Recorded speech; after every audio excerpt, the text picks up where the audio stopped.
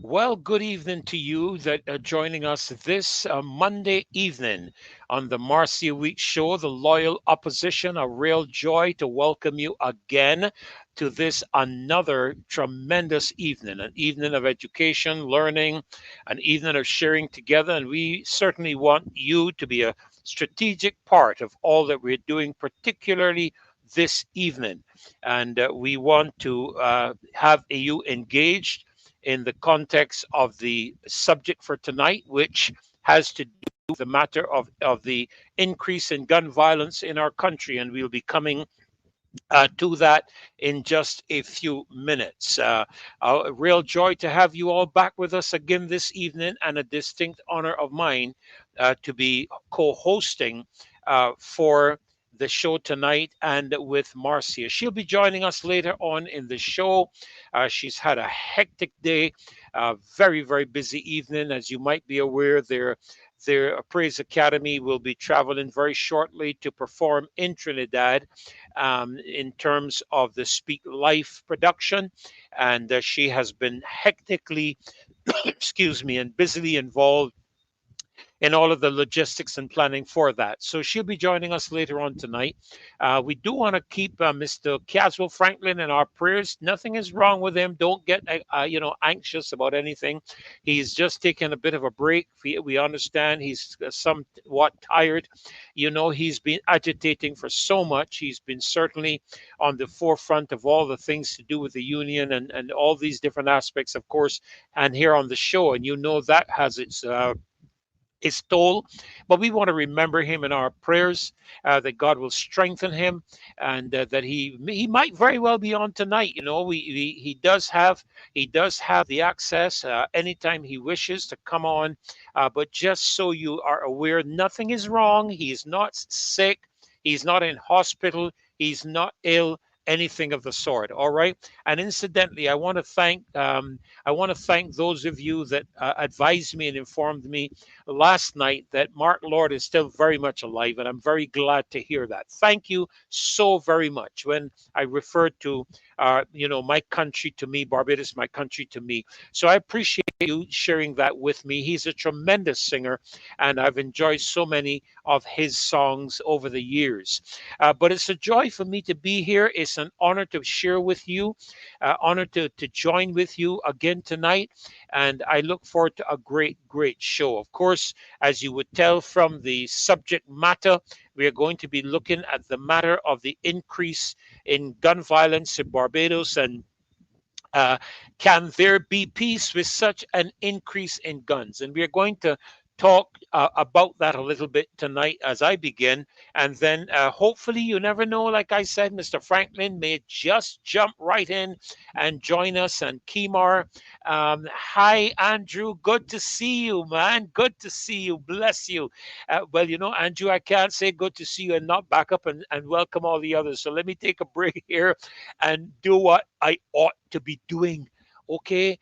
And incidentally, I am all look. I had such a great time at the beginning of the show last night when I forgot some of the lines to the national pledge, and I'm almost tempted to do it again tonight because I had to laugh so much. You all are such a hilarious group of people, and I thank you for being humorous and for being the kind of people that you are. So let me take the time to welcome all of you this evening. It's me, whoever that is, but this is me for sure. All right.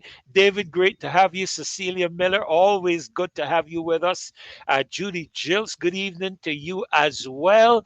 And yes, to the leader of the Democratic Labour Party, Mr. Ralph Thorne. I don't know if he's listening in to us tonight, but certainly in listening to his press conference last week, he certainly attributes much to this show, and I thank him for that. Monica Ince, good evening to you as well. Ryan Rock. Yes, we're going to have some young people on tonight, Ryan, and we're going to ask you guys to pose some of the questions in there that we can put to them, and you contribute as you did last night. You all did a tremendous job last night. Good evening to you, Owen, as well, and Junie Rock. FX Trading, BB, good night to you as well, loyal opposition sons and daughters, the coalition of the righteous. Good evening, Sandra Franklin, Lucinda Aline, Maria Watson. I don't know what I would do, Maria, if you did not turn up on this show. I hope this is the right Maria.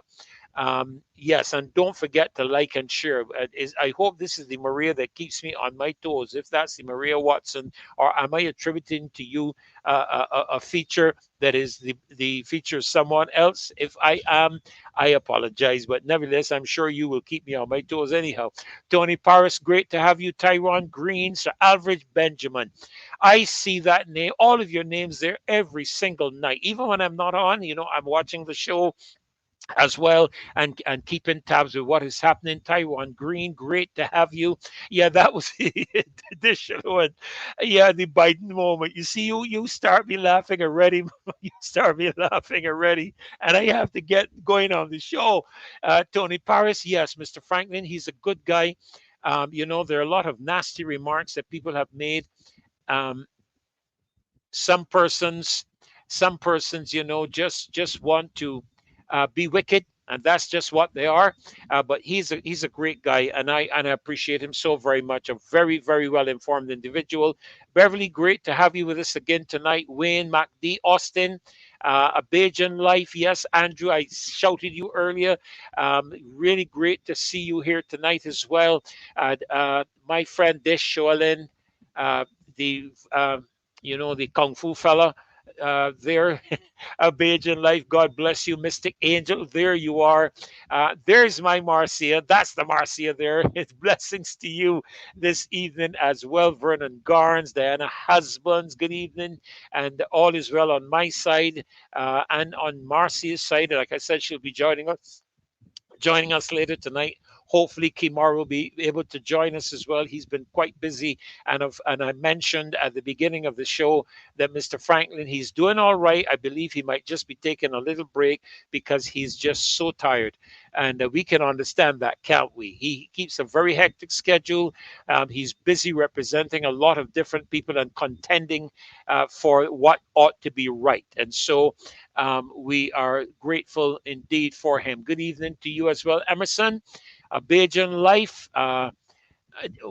No, why don't count you among the young, Andrew? You're a young man, I'm young, I'm only as young as I feel. I hear that's you're only as old or something like that as you feel. Lemuel, good to have you joining us tonight as well. Sonia, you're right. Maria, you're in Rhode Island. And one day, Maria, one of these days, I'm going to be able to afford to just come and see all of you all. And I'm really looking forward to it. Judy, great to see you again too. Jalbiz and Janitha Calendar, good evening to you. Yes, all is well. You're locked on from St. Philip West. All is well on my end. We're doing well. We have weathered all the systems. We've had a lot of rain yesterday, but we've been doing quite well. Peter, thank you so much for your generous remarks. God bless you. And so we want to welcome all of you to the show tonight. Now, I normally have my clock here that tells me where I'm at, and I don't have it with me at the moment, but I think we're about 8 minutes after 7. And what I'm going to do right now is I'm going to prep Dave to get the national anthem ready. Speak the truth, great to have you as well. And Dave is getting that national anthem ready because we are going to share the national anthem together, and we are going to share our national pledge. And hopefully, I will not have a Biden moment. But I don't think it is a Biden moment at all. I think that's a Biden life. And I don't have that. I may have a moment, but definitely not a life. All right. So great, really great to have all of you with us tonight. We're up to 293. And let me encourage you to share, as Marcy would say, share, share it, get it out there, get the show out there to everyone else. And remember to give us that thumbs up particularly on the YouTube channel, and get your other friends and family and supporters of the Marcy Week show, the loyal opposition, to give us that thumbs up. All right. Thank you, Marcy. Marcy's making sure. Marcy's making sure I do not have. Marcy's making sure I do not have that senior moment. Thank you, Marcio. I really appreciate you all sense of humor. Really love it. And we all need to laugh. Sometimes we take life so serious. But Thelma, great to have you joining us. So, Dave, let's hit it and let's go with the national anthem so that I can join Marcia on that pledge. So, here we go, the national anthem.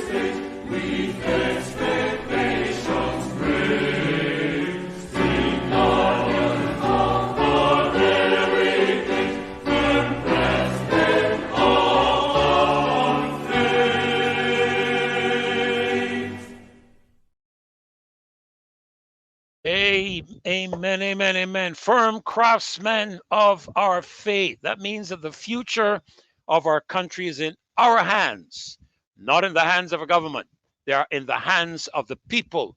And this is one of the areas that we want to head into tonight as we look at the whole matter of the gun violence, the increase in gun violence. And that can only happen with an increase in guns. And we want you to be able to place your comments, your suggestions, your ideas. Look, we have a problem.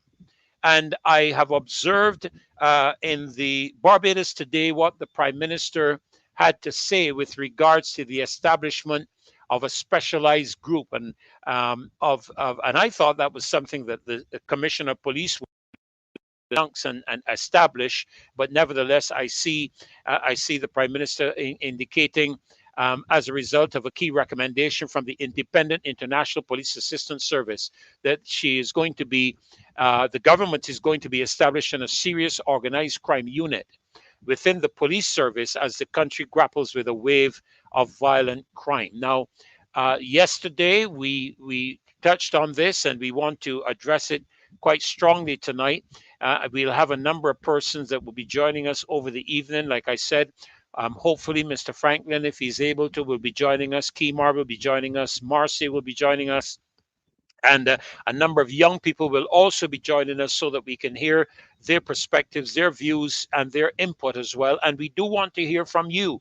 And I'm just going to ask Dave to help me with this and keep an eye on your comments so that when important things are said there, your comments can be highlighted, can be brought onto the screen, and we can see them. Now, let me begin with a couple of things here. Yes, I agree, 007. It is sad to see our beautiful country go to the dogs because of a few unscrupulous individuals. Now, I will say a couple of things as we commence this evening, even before I begin to address anything to do with our young people, because it is my view that one of the responsibilities of government is to provide opportunities for our young people to be legally and strategically employed, whether it be in the development of their own businesses or in employment with government. And I don't mean, excuse the expression, I don't mean to discredit or be, disrespectful to anyone. I'm not talking about a couple of yard fowl jobs that you just throw out to people and give our young people the responsibility of cleaning grass on the highway. Some time ago, I was in Brighton, on the Brighton Beach area, and there were some young men cleaning the road. And I went to them and we were talking, and I asked them, is this what you want to settle on in life? And their response was an emphatic no.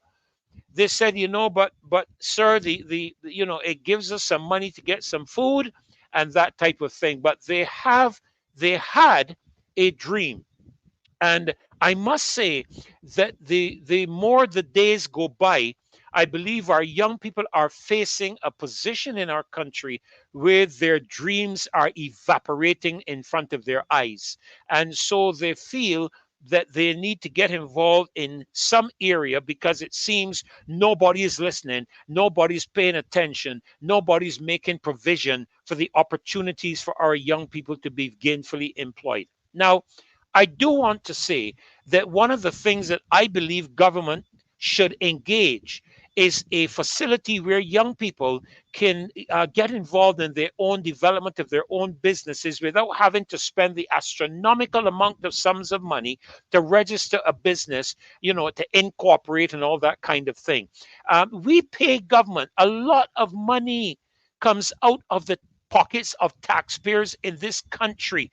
And we have a right to indicate to the government, to tell them to provide funding for our young people to be able to register their businesses. A lot of young people are going, as somebody has said here, going to hell because they can't seem to get a grip or get a hold of an opportunity to develop something, a dream of their own. And some of those dreams are not just to cut grass. Some of those dreams are to be lawn people who look after your lawns, as a business. Some of those young men are brilliant in that area. Some of them are brilliant with mechanics. Some are brilliant with plumbing. Some are brilliant with the creation of specialized ornaments and all these different kinds of things. There are brilliant young people out there on the street who may not be academically brilliant, but they're very good with their hands. And it is just unfortunate that it seems that year after year, government after government, that very little opportunity is given for them to advance their own development of business. We seem to be always preparing people to come out of school and go to work for other people. And I believe one of the things that needs to be added, possibly, and I'm not an expert at education, but I believe that one of the things that needs to be added to the educational curriculum activities in our schools should be the ability for persons to learn how to develop their own businesses.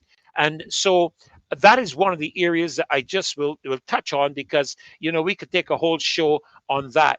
And deal with it. But that's just my personal opinion in terms of, from a governmental standpoint, young people being given the opportunity to register their businesses, develop their businesses, have the access. I remember, I don't know if it still happens, and maybe some of you might know this, but I remember at one time the Barbados Industrial Development Corporation, the BIDC, which is now some other renamed, some other organization, but arose by any other name is still arose. Used to provide training and that type of thing. I've attended some of the sessions there myself, for development of business and so on. And it would be good if this could be advanced and increased and highlighted so that young men and young women can go about developing their businesses. And let me also add this. There was one election campaign, I believe it was 2018. I believe it was 2018, where the late Right Honorable Owen Seymour Arthur, Prime Minister of Barbados, in his campaign, he had a meeting at the St. Michael's School, I believe, and he was saying to the young people that they need to cast their eyes abroad and not just limit the opportunity of employment to Barbados. Many of the islands need some of our young people to carry their skills and their abilities to those countries as well. And within the context of CARICOM and the free movement of people within CARICOM, accreditation capabilities and so on. And I'm hoping, I don't know if the Accreditation Council accredits persons who may not have the certificates and all that, but they're skilled. They can do things. Some of the guys that drive those, listen, drive those bobcats. To handle one of them bobcats is not a joke. Have you ever stopped and watched some of those young guys handle those bobcats? They're amazing. And then also handling some of those big container trucks. We have a lot of brilliant drivers and bobcat operators and so on here in Barbados. And so I think that it would be one of the areas that in CARICOM we could be encouraging together as governments, our young people being able to travel to and fro through the Caribbean and find gainful employment. If in America a person can travel from Florida to Texas or to Arkansas or any other state and work, why shouldn't we be able to travel to Guyana, Guyanese to St. Vincent, Vincentians to Barbados, Barbadians to Grenada, and without all of this hassle and obtain work? It is time politicians stop playing politics and start dealing in the reality of the advancement of the lives of people in this Caribbean region. So that's one aspect I do want to touch on. I'm going to just sidestep the whole matter of the development of young people from the cradle to the grave kind of thing, and I'm going to look at the matter of guns. Now, let's be real about this. You can't have gun violence without guns. And there are only three ways guns can get into this country. And at least I think there are only three ways. One, through the airport. Two, through the seaport. Or three, through the coastline of Barbados. There are only three ways they can get in here. Okay? If they are not coming in through the coastline, because, throughout the hurricane season, I have watched the Barbados radar, meteorological radar, for what you call it, for the weather. And I know somebody's just reminded me about the national pledge. I didn't do the national pledge. I will come back to that. Somebody remind me to do that. We will come back to that national pledge. I don't want to forget that. But we have here in Barbados the accessibility to weapons that can only come in here one of three ways. It can't get in here anyway. And if the Barbados radar system for the meteorological office can track our clouds, certainly the Barbados, the Coast Guard can track boat activity around this country. Certainly they must have the technology from a satellite perspective. Man, I can put in a direction in Barbados in my car, in my phone, and I can find your house if you send me your drop pin. And if I can do that, certainly the Coast Guard must have the ability to monitor the access to any of the coastline of Barbados by any vessel that is illegitimately trying to enter our waters and enter our coastline. So let me rest that aside for a moment. That only leaves two other points of entry into Barbados for guns: through the Grantley Adams Airport or through the Bridgetown Port. If there, and incidentally, there are legitimate gun importers in Barbados, and you have to pass certain criteria in order to obtain and purchase a weapon in this country. Okay? And I agree with you, Jermaine. A gun does not kill people, people kill people. But the availability of weapons is one of the, and something like a gun is something we do need to pay attention to. But I do agree with you, Jermaine, and it means that obviously there is a component to the whole matter that is not being addressed. Okay? And I do agree with you, and thank you so very much for that comment.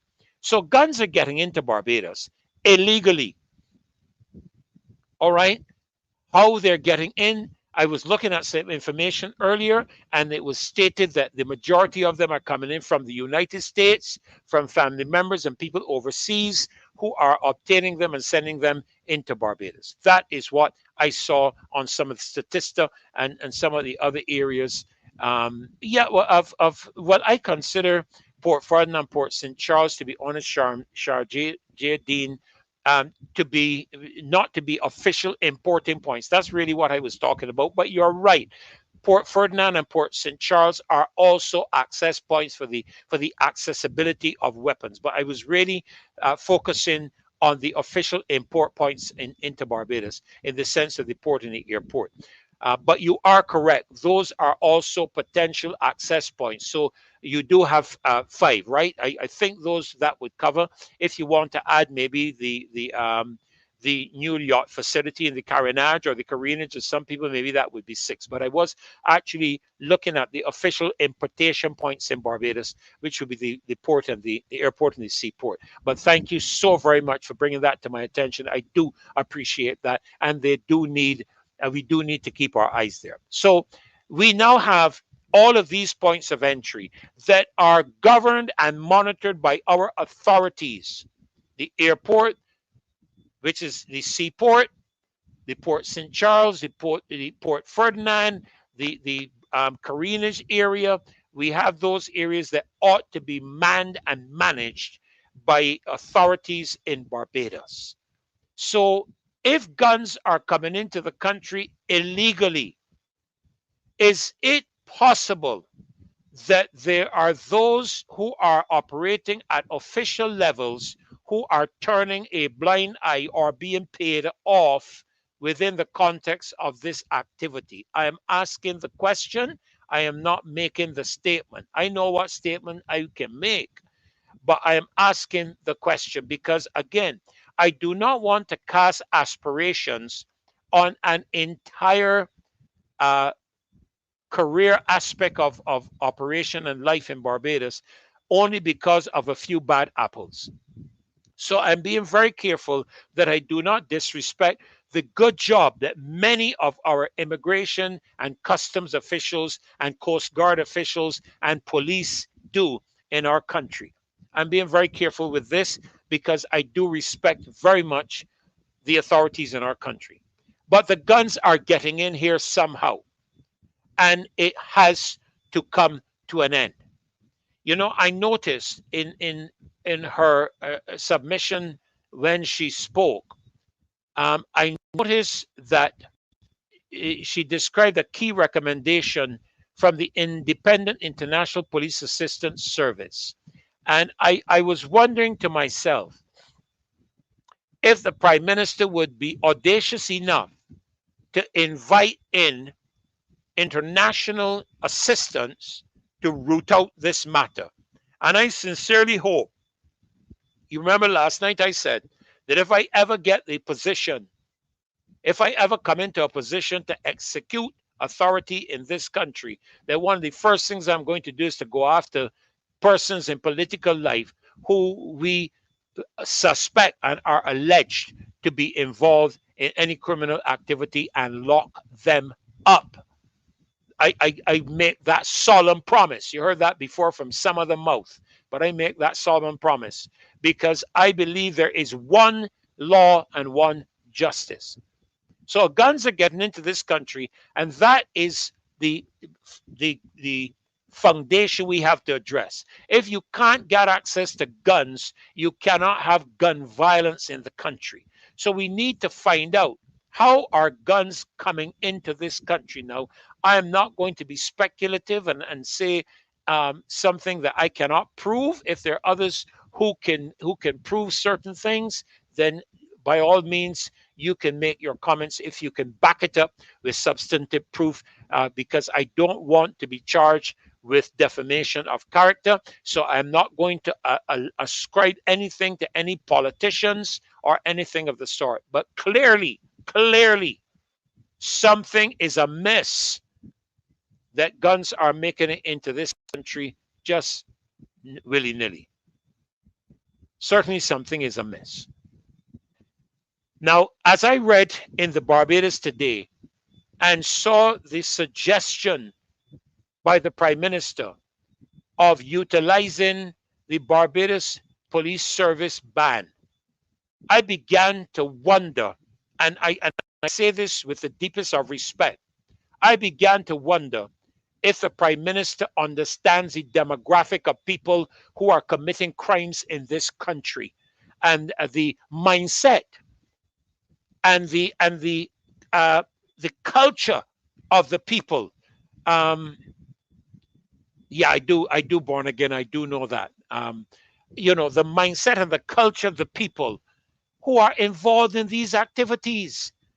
Yes, we have some young people that would be very interested in learning to play musical instruments and whatnot, but you can't seriously be seeking to make that a major plank to attempt to rein in the aspect of crime and violence in the country by using the police ban in a demographic where people are not interested in that type of thing. I was raised I think a pretty good home. I went to pretty good school, and I did music. I learned to play the piano, and I pursued that. Of course, I do a bit of singing and so on.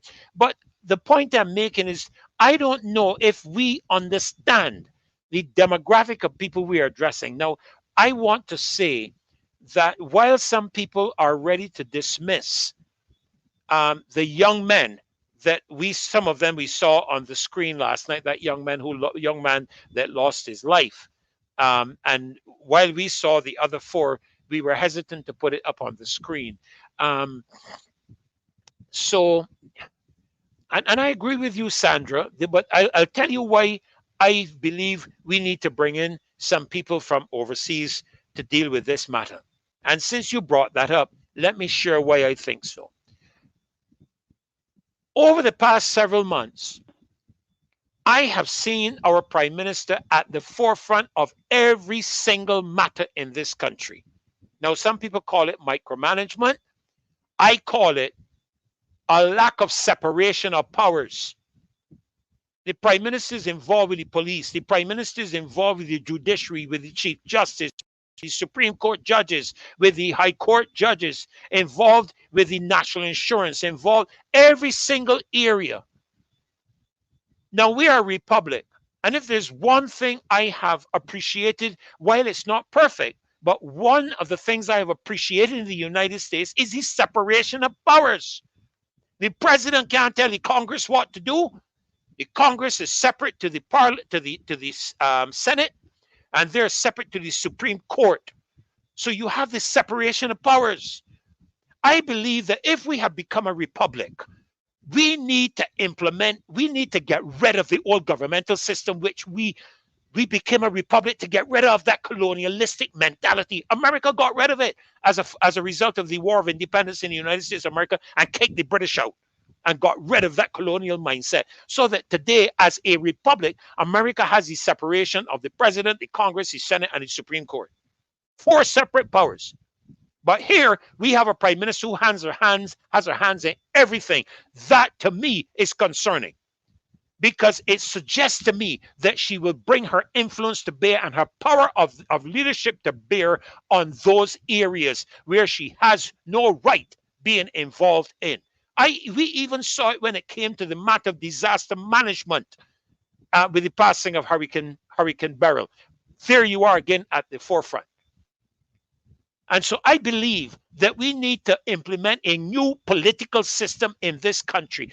And I'm proposing to the Democratic Labour Party and to any other party that becomes the government in this country to throw out the old colonial form of government and implement a new form of government which separates all of the powers, so that the prime minister cannot influence the president cannot influence the Senate cannot influence the Parliament cannot influence the Supreme Court. A separation of powers. That is one of the things I am proposing in the country. If we are going to be a real republic, we are a republic in name only, but we are continuing with the same old Westminster system. That is the same old government system that we wanted to break the shackles off of in Barbados, but we persist with it. And I'm saying it's time for change. It is time for change.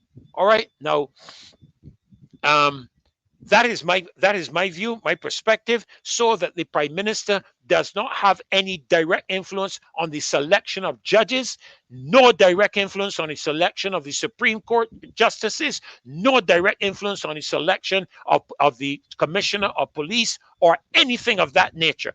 This entire process that we watched in that press conference, you see the Attorney General sitting next to her. She is sitting there. Where is the Commissioner of Police? Unless it is missing in the picture, I don't know. I don't know if the Commissioner of Police was there. Maybe he was, and the media did not cover it properly. But I believe that that press conference should have been the Commissioner of Police sitting down there making his statement. And if we had the separation of powers, it should free the Barbados Police Service to pursue the matters of crime and violence in this country to the point where if politicians are involved, they pursue them and hand the matter over to the Director of Public Prosecutions. That is my take on that. All right. Now, the other thing I want to touch on, and I can go on a number of these things, and I am to a bit of a degree waiting to be joined by a couple of my colleagues. But I want to read something to you. Now, you would expect me as a minister to quote from my book. I am an ambassador for the kingdom of God. I embody the kingdom of God. I heard Miles Monroe talk about how an ambassador is actually a more important person than even a parliamentarian or a senator, because he is the person who carries the very embodiment of the country he represents. And if you interfere with him, you interfere with the entire country. And so we are ambassadors. I'm an ambassador for the kingdom of God. I embody that kingdom. I represent that kingdom. So permit me, please, to read a verse to you.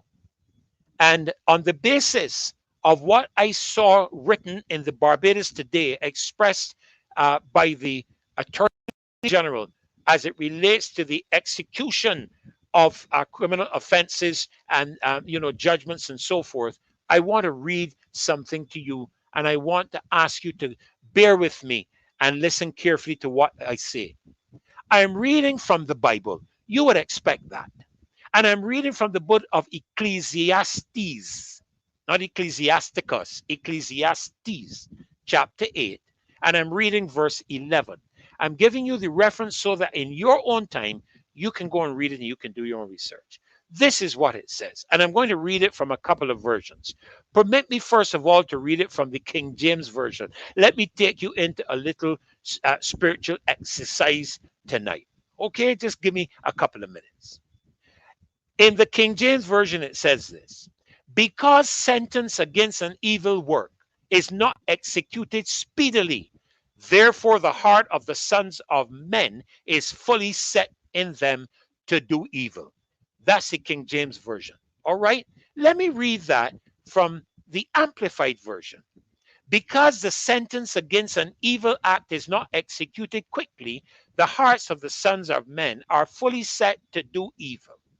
Let me read that from the God's Word translation. When a sentence against a crime isn't carried out quickly, people are encouraged to commit crimes. You hear what this good book is saying? This is written in the good book.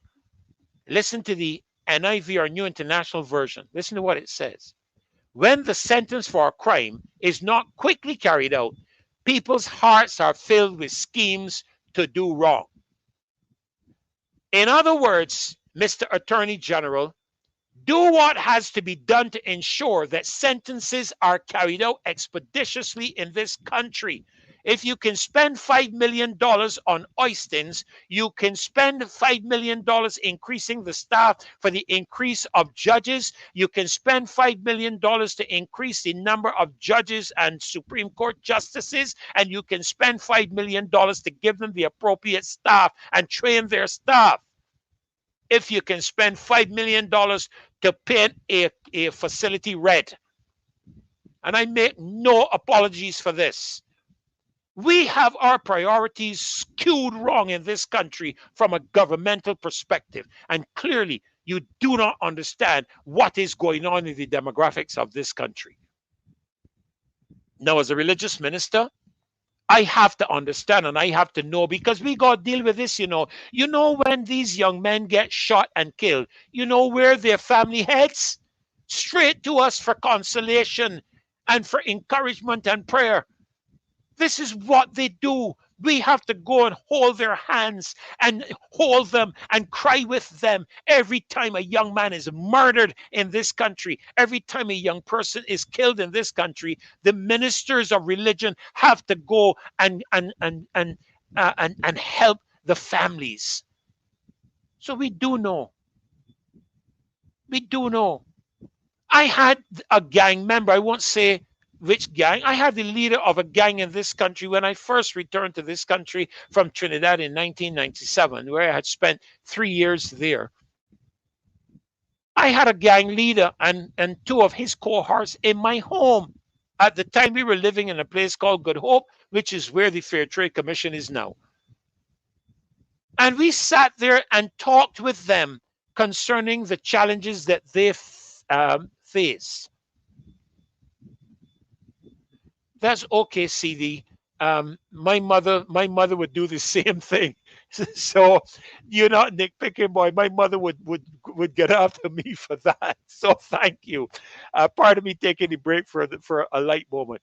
So we sat there with them and we conversed with them. They came to our home. We invited them. They came to our home. We got word of how we could do that. I sent out the word. They came.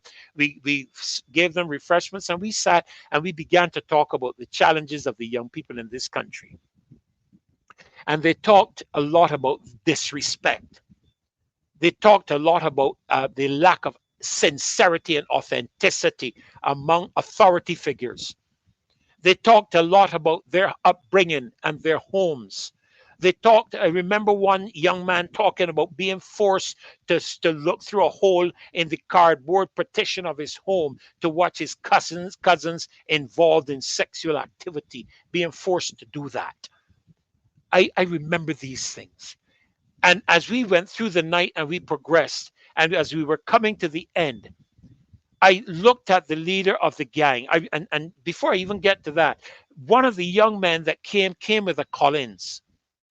And he said to us, Rev, I grew up in a home with my stepfather, and they beat me mercilessly for no reason at all. Now, I am not one that believes in domestic violence. I believe in corporal punishment. And there's a big difference between the two. They are poles apart. Okay? Don't let BARBADOS fool you into thinking corporal punishment is physical abuse of children. That is not true. But that's another subject for another time. Okay? And I just checking on a couple of things here. Okay. And I remember him saying to me that he said when he got to 16 years old that he was going to buy a Collins, and the next person that hit him, he going to cut their hand off. All right? But understand the environment that he is coming out of. I'm not making an excuse for him. I'm simply trying to help us to understand what these young people have to grow up in terms of their culture. All right? And as we came to the end of the night, I asked the leader of that gang, what would you say to a minister who is looking to help young people? A minister, a preacher.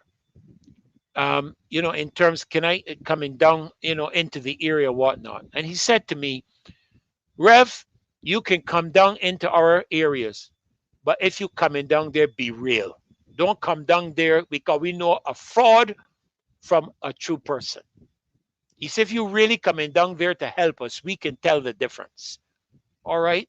And I said, I thanked him for that. And I said, then I asked the question, I said, in your opinion, what would you say is the greatest need of our young people? Now, this was 1997 or 98 when we returned to the country. This 2024. And he said to me back then, When I asked him, I said, what would you say is the greatest need of our young people in the country? What is the thing you think that they need most of all? You know what he said to me? The answer really shocked me. He said, God. I said, God?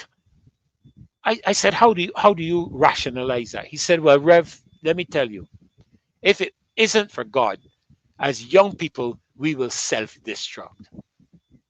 And that is exactly what we are seeing. Now, give you grant, it places an enormous responsibility on the shoulders of the church to stop playing church and stop playing games and get out there on the street, not just going through the street singing songs, but get out there on the street and engage these young men on the block to find out what can we do, not as a denomination or a building, but as a people. What can we authentically, genuinely do to help you? And I believe we might be in for some intriguing answers and responses. So these are the perspectives that I want to share with you tonight as we have looked at these areas from my point of view and from my in light of my opinions. I can talk to you even further about the growing aspect, coming up as childhood, coming up through childhood, and the psychological trauma that young people go through from childhood. The Jesuits said, tell us, give us a child for the first 7 years and we will show you the man. Um, and we can go through all of that. And I can tell you that through our ministry and through ministries, we have been able to set a lot of these young people free from the bondage of their past and from the bondages in their mind and from the prisons of their mind so that they can make gainful employment and not lose their lives early. Because that's what that leader of the gang said. He said, if it's not for God, we will self destruct. And that is what we're seeing. We are seeing young people who are telling us from their actions that they think they're Superman. If you shoot at them, the bullet can't do them anything. They think they're invincible, but you're not. And this is why, I'm very careful in engaging our youth. I really want to say that if we as a country got serious about it, and really cared for our young people within our districts. I'm not talking about people coming out from outside our districts per se, but from within our districts, from within our sphere of influence. We can begin to talk to these young people. Some of the former gang members who are now out of it, some of them are believers, some of them are Christians, some of them are involved in business and so on.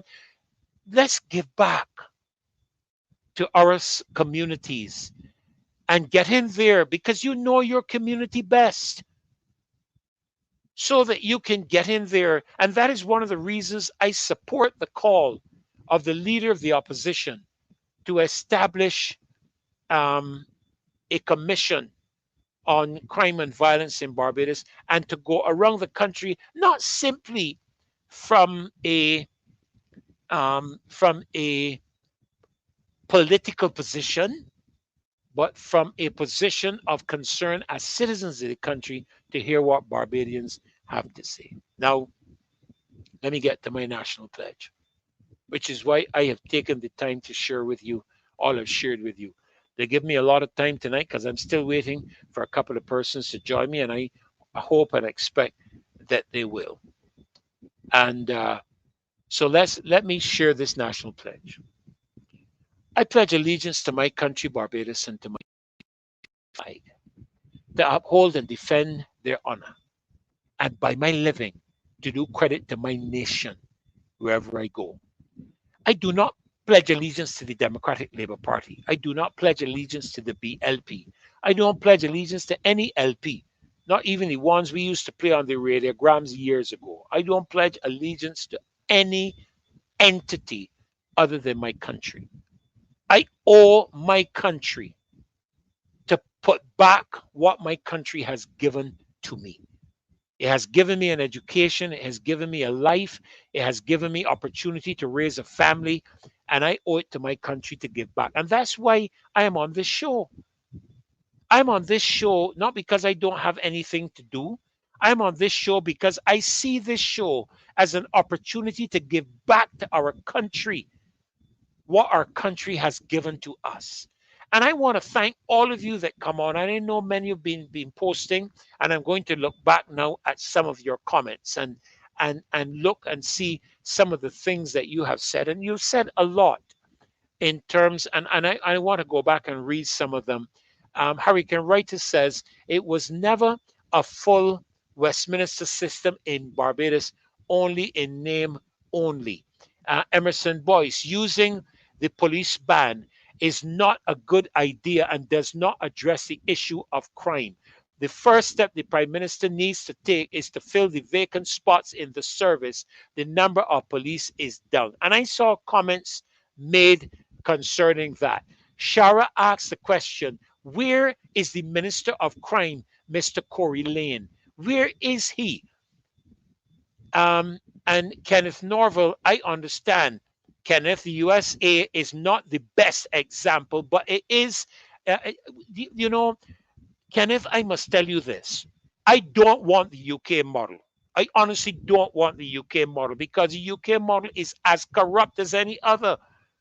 The issue is not so much the model, you know. The issue is the people. You know, it's like you own a stove and you have matches. The matches don't know that they can be used to burn your neighbor's house down, you know.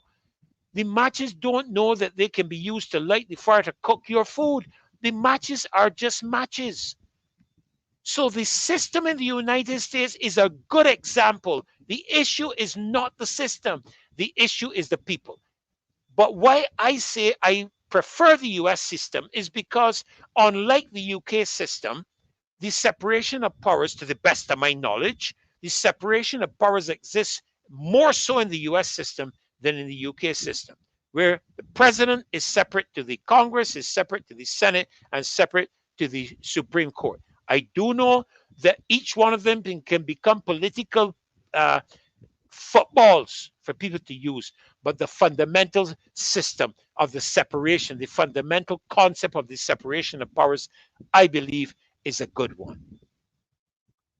I'm looking to see, Jabard says here, what the PM expect the police ban going to do to stop these street problems in Barbados. Barbados PM is just a lot of make-up talk.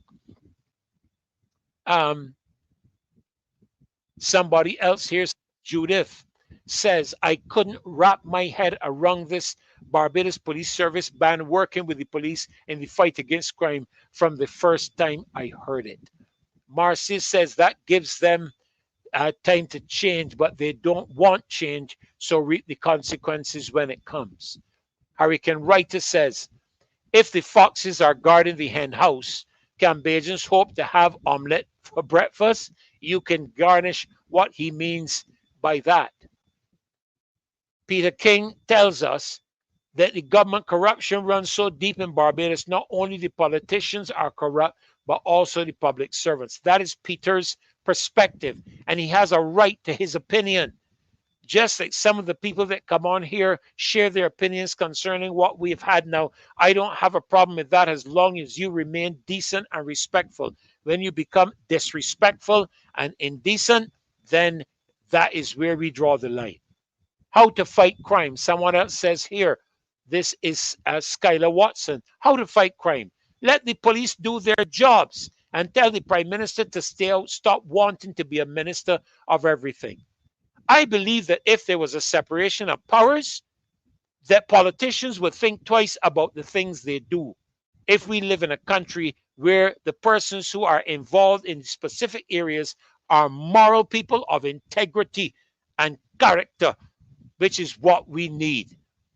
Thank you, CD. As I said, my mother would not let me get away with aspersions and aspirations. She would not let me get away with that either. So thank you so very much. So where can I find a copy of our Republic Constitution? Lance Autonomous says, because I only see in the independence constitution that was given to us in 1966. We appreciate so much what you are placing here. Remember, there were reportedly drug lords attending the opening of Parliament. Skylar Watson, at Skylar Watson, Hurricane Wright is writing that. I heard Mr. Franklin indicate that, and I have not heard anybody challenge him on it, which suggests to me that what he said was correct. And if that is so, why were they not arrested on the spot? Because there's no separation of powers in this country. That is the reason they're not being arrested. The Barbados Police Force, says Hugh Hunter, has persons who are qualified in present day criminology. Where are their contribution, Corey Lane? They can't contribute because if they did their job, they'd be locking up some of our authorities. That's why they can't get the job done. Because you have to know that guns can't be getting into this country falling out of the sky. You know, years ago, when we were little children, they used to tell us how babies came by the stork. I'm beginning to wonder if the birds flying in with the guns and dropping them. I don't know if the pelicans doing that, or the ravens, or the doves, or what. I don't know if they're picking them up in Miami and flying over the sea with them, or what. I don't know. Because that's the only thing that I can conclude, that the birds dropping them from the sky. And the birds, you know, like how years ago they used to have carrier pigeons. Maybe they're putting them on the legs of the birds and flying them in. I don't know. Because they're getting in here somehow. They're getting in here somehow. And they're bypassing the authorities somewhere. And I am told, you remember last night I asked about a piece of equipment that could scan containers. I was told by someone in the chat mentioned that there is such a piece of equipment at the Bridgetown port. So if that piece of equipment is at the Bridgetown port, and if every container has to go through it, and if the custom officers are checking those containers just like they check your suitcase and my suitcase when we're boarding a flight at the airport, how are guns getting into the country if they're coming in through the Bridgetown port? I didn't say they are. I said if they're coming in through the Bridgetown port. All right. I understand there is a similar piece of equipment, somebody told me, at the airport to check things up there too. The President of the United States, I do understand, Michael, the operation of the Republican system. The President of the United States of America recommends judges, but how many times have you watched those hearings to see the judges get disqualified or are not accepted? I know it gets political, but the reality is he can't appoint no judge. The president cannot appoint a judge in the United States. So let's get our facts straight. He can't. It has to go before Senate. They have to go through a Senate examination. And if the majority of the Senate says no, he got to send another applicant. So the president, but we have a prime minister that can appoint judges here in Barbados, whether you and I like it or not. And if there is some recommendation, it's just purely, what's the word they use? Optics. Purely optics. Purely optics. I do understand. Don't fool yourself. I do understand the Republican system in the United States of America. The president can only recommend. He cannot appoint. The Senate is who, at the end of the day, confirms. And when the Senate confirms, then the president can have that person stand next to him and be admitted to the Supreme Court. And that is how it operates in the United States. And you should know by now, we have watched those Senate hearings. I'm watching them even now. I'm watching some of the old ones on YouTube and several of the Senate hearings to do with matters to do with the LGBTQ agenda, and all of these things are there. I'm just looking through your statements. Here's another one by FX Trade, and the police once claimed that they know where the guns are coming from. So I wonder if deploying the ban is intended to be a tactical move.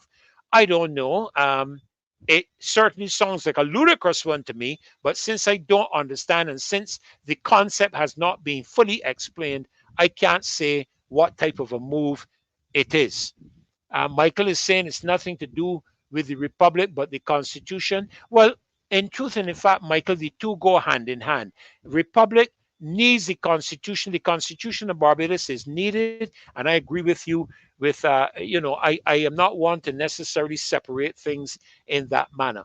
Um, Pete Way 36 says, I believe every case needs to be addressed separately because each case presents different origins. Cases may be similar, but not the same. I am not an attorney at law. I'm not a legal mind, but I would tend to think and agree with you, Pete Way, that that should be the way that matters in terms of the legality should be played out um, in the law courts.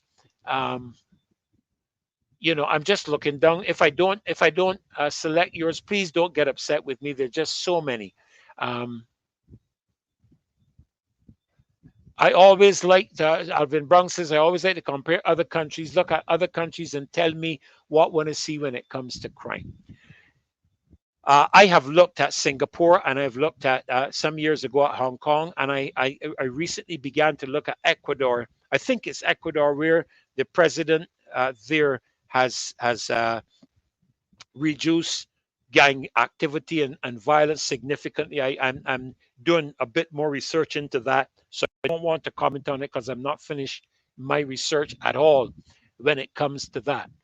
Um, Simon Daniel says that Glasgow, Scotland used to be called the murder capital of the world. They turned things around by classifying youth violence as a public health issue and saw a dramatic reduction in rates. Simone, it would be interesting to see the process that they used in that, to see if we can glean from that what things can be brought in within the context of the culture of Barbados. And as I said last night, this whole matter of addressing the issues of our young people is a very complex one.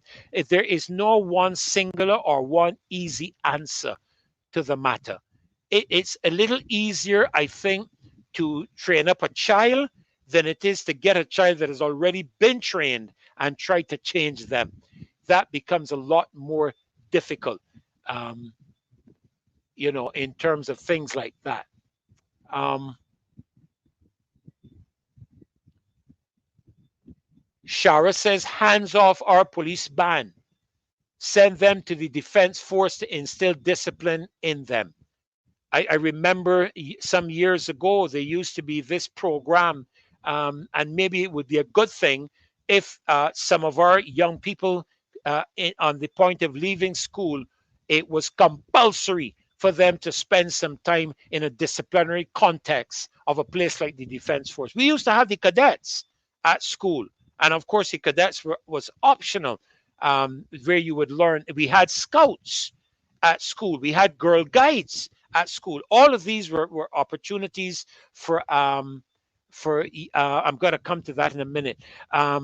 Opportunities for us to discipline ourselves, our young people, and help train them and so on. I don't know what's happening with a lot. I remember at one time, even the Interschool Christian Fellowship, the ISCF, was very strong in many of our schools down through the years. I don't know what's happening with them today. Mandingo makes a comment that President Nayib Bukele, if I'm getting it right, is doing a great job with gangs in El Salvador. I'm just going to take a couple of others. I just wanted to pick a couple of them very quickly.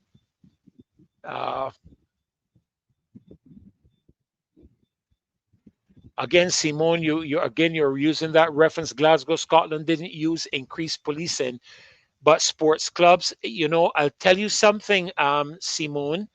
When I was at People's Cathedral, one of the things that contributed to the increase in young people in our church was that we began to hold sports, volleyball and basketball, on the forecourt of the church.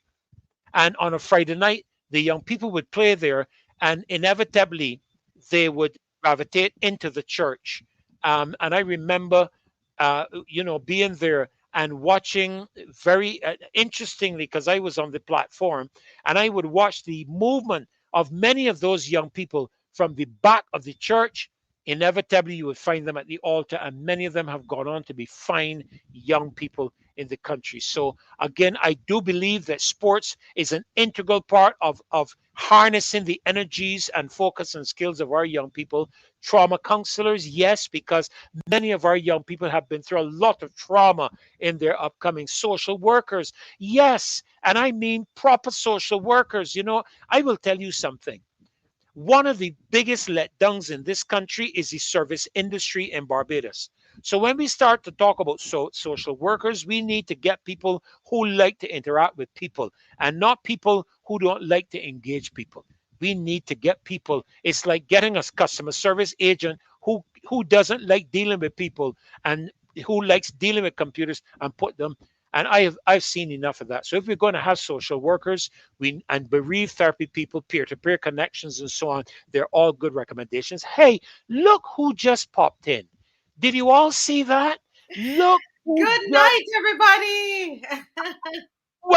welcome to your show, Marcia. So good to see you. You've had me here talking. Everybody's left I here. know, and you're doing such a great job. I was trying my best to come on to relieve you because our Mr. Franklin is still getting some rest and Yes, not here yes. tonight.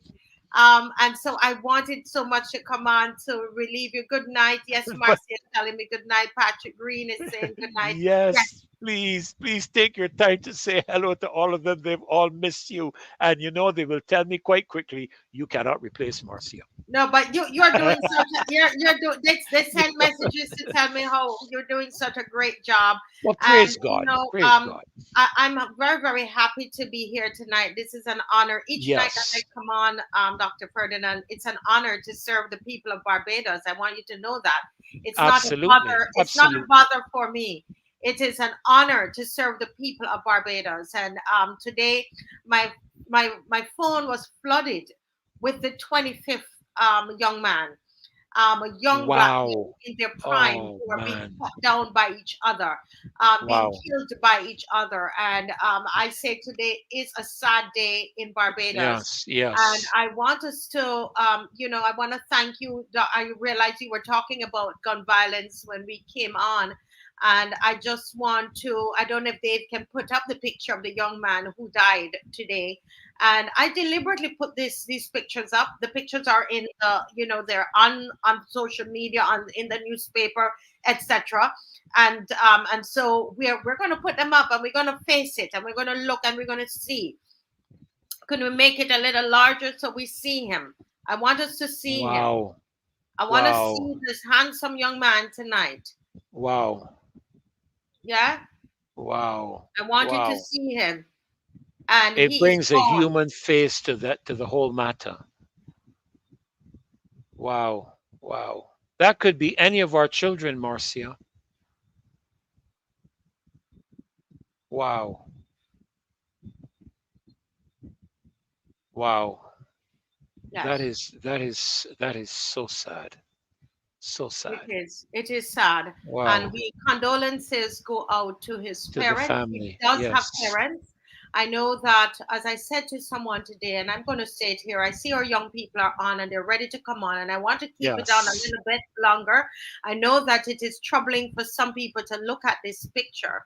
But what I wanted to say, this young man is not an animal. He No, was he's not. not an animal. He's human.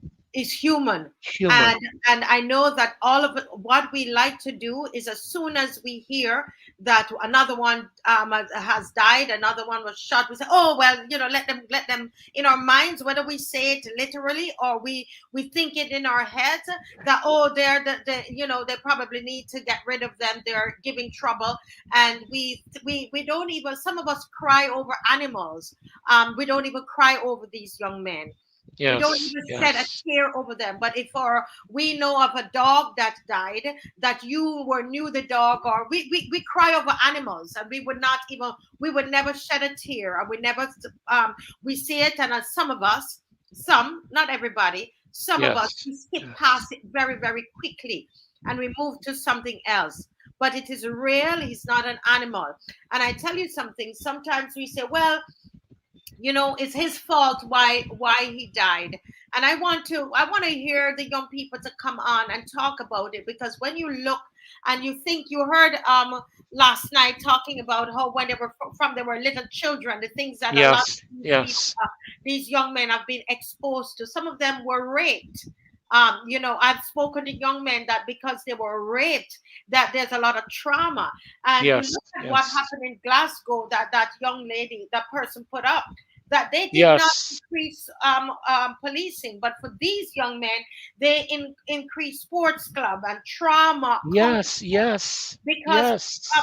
a lot of them have gone through a lot of issues that they need trauma counseling. Do you understand? Yes. Absolutely. Yeah. Absolutely. They had social workers, bereavement therapy, because they have lost. Come on, these same young man that you see here, some of the times is that their friends died. Someone killed their friends. Some of them, nothing to do with this young man on the screen, because I don't know his history. I am saying to us, be very careful how we judge a situation and how we judge people, and how we say that they deserve it, because we don't know the trauma that he's been through. We don't know what happened to him at 3, what happened to him at 10. I have my 3 sons, and he's not one of my 3 sons, but guess what, he did not have the same experiences as my 3 sons, and nor as your Yes. sons, Dr. Yes. Yes. Ferdinand. And so I want us to not, they're not animals. They're not animals. And if you think that they deserve it, I want you to think about what society, the contribution that society has made to their lives. They are what the society has produced. We Hmm. have produced them. If they're animals, we produce the animals. So I want you to look at them. And these number 25. There is, I'm going to bring on my young people. They are here. Absolutely. I see Um, them all here. well, not everybody. I'll wait. Let the turn on the camera, see when they're ready. And I want to, Dave, if you could also put up the names of the 24 of them, because now we have 25. Can we see the names of them on the screen, please? It was sent to you via WhatsApp. Let me get them on. Shaquani and Timan, they're on, and I'm waiting. Um, yes. Yes, okay. We're waiting on that to come on the screen. But let me use, okay, it's here. It's here. Oh, wow. These are the 24 young persons, but there are 25 that have died in our 27 weeks in the year. There are 27 weeks in the year, and we have had 25 young Black men in their prime have died in this country. And I dare say we cannot go on as business as usual. This cannot be business as usual. Barbados. Shane Paris, Omar Tate, Ron Bowen, Ron Alvin Bowen, Dario John Luke Holder, Renario Taylor, Kimar McDonald Weeks, Rashid Miller, Patrick Best, Sajeev Nurse, Omar Haynes, Chad Rowett. You feel the sadness?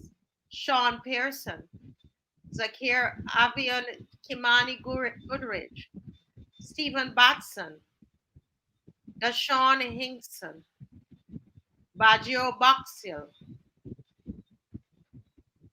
Ricardo Dyer, and the young man today, I don't have the name. Oh, we're not finished. Herbert Ronald Roger Dean.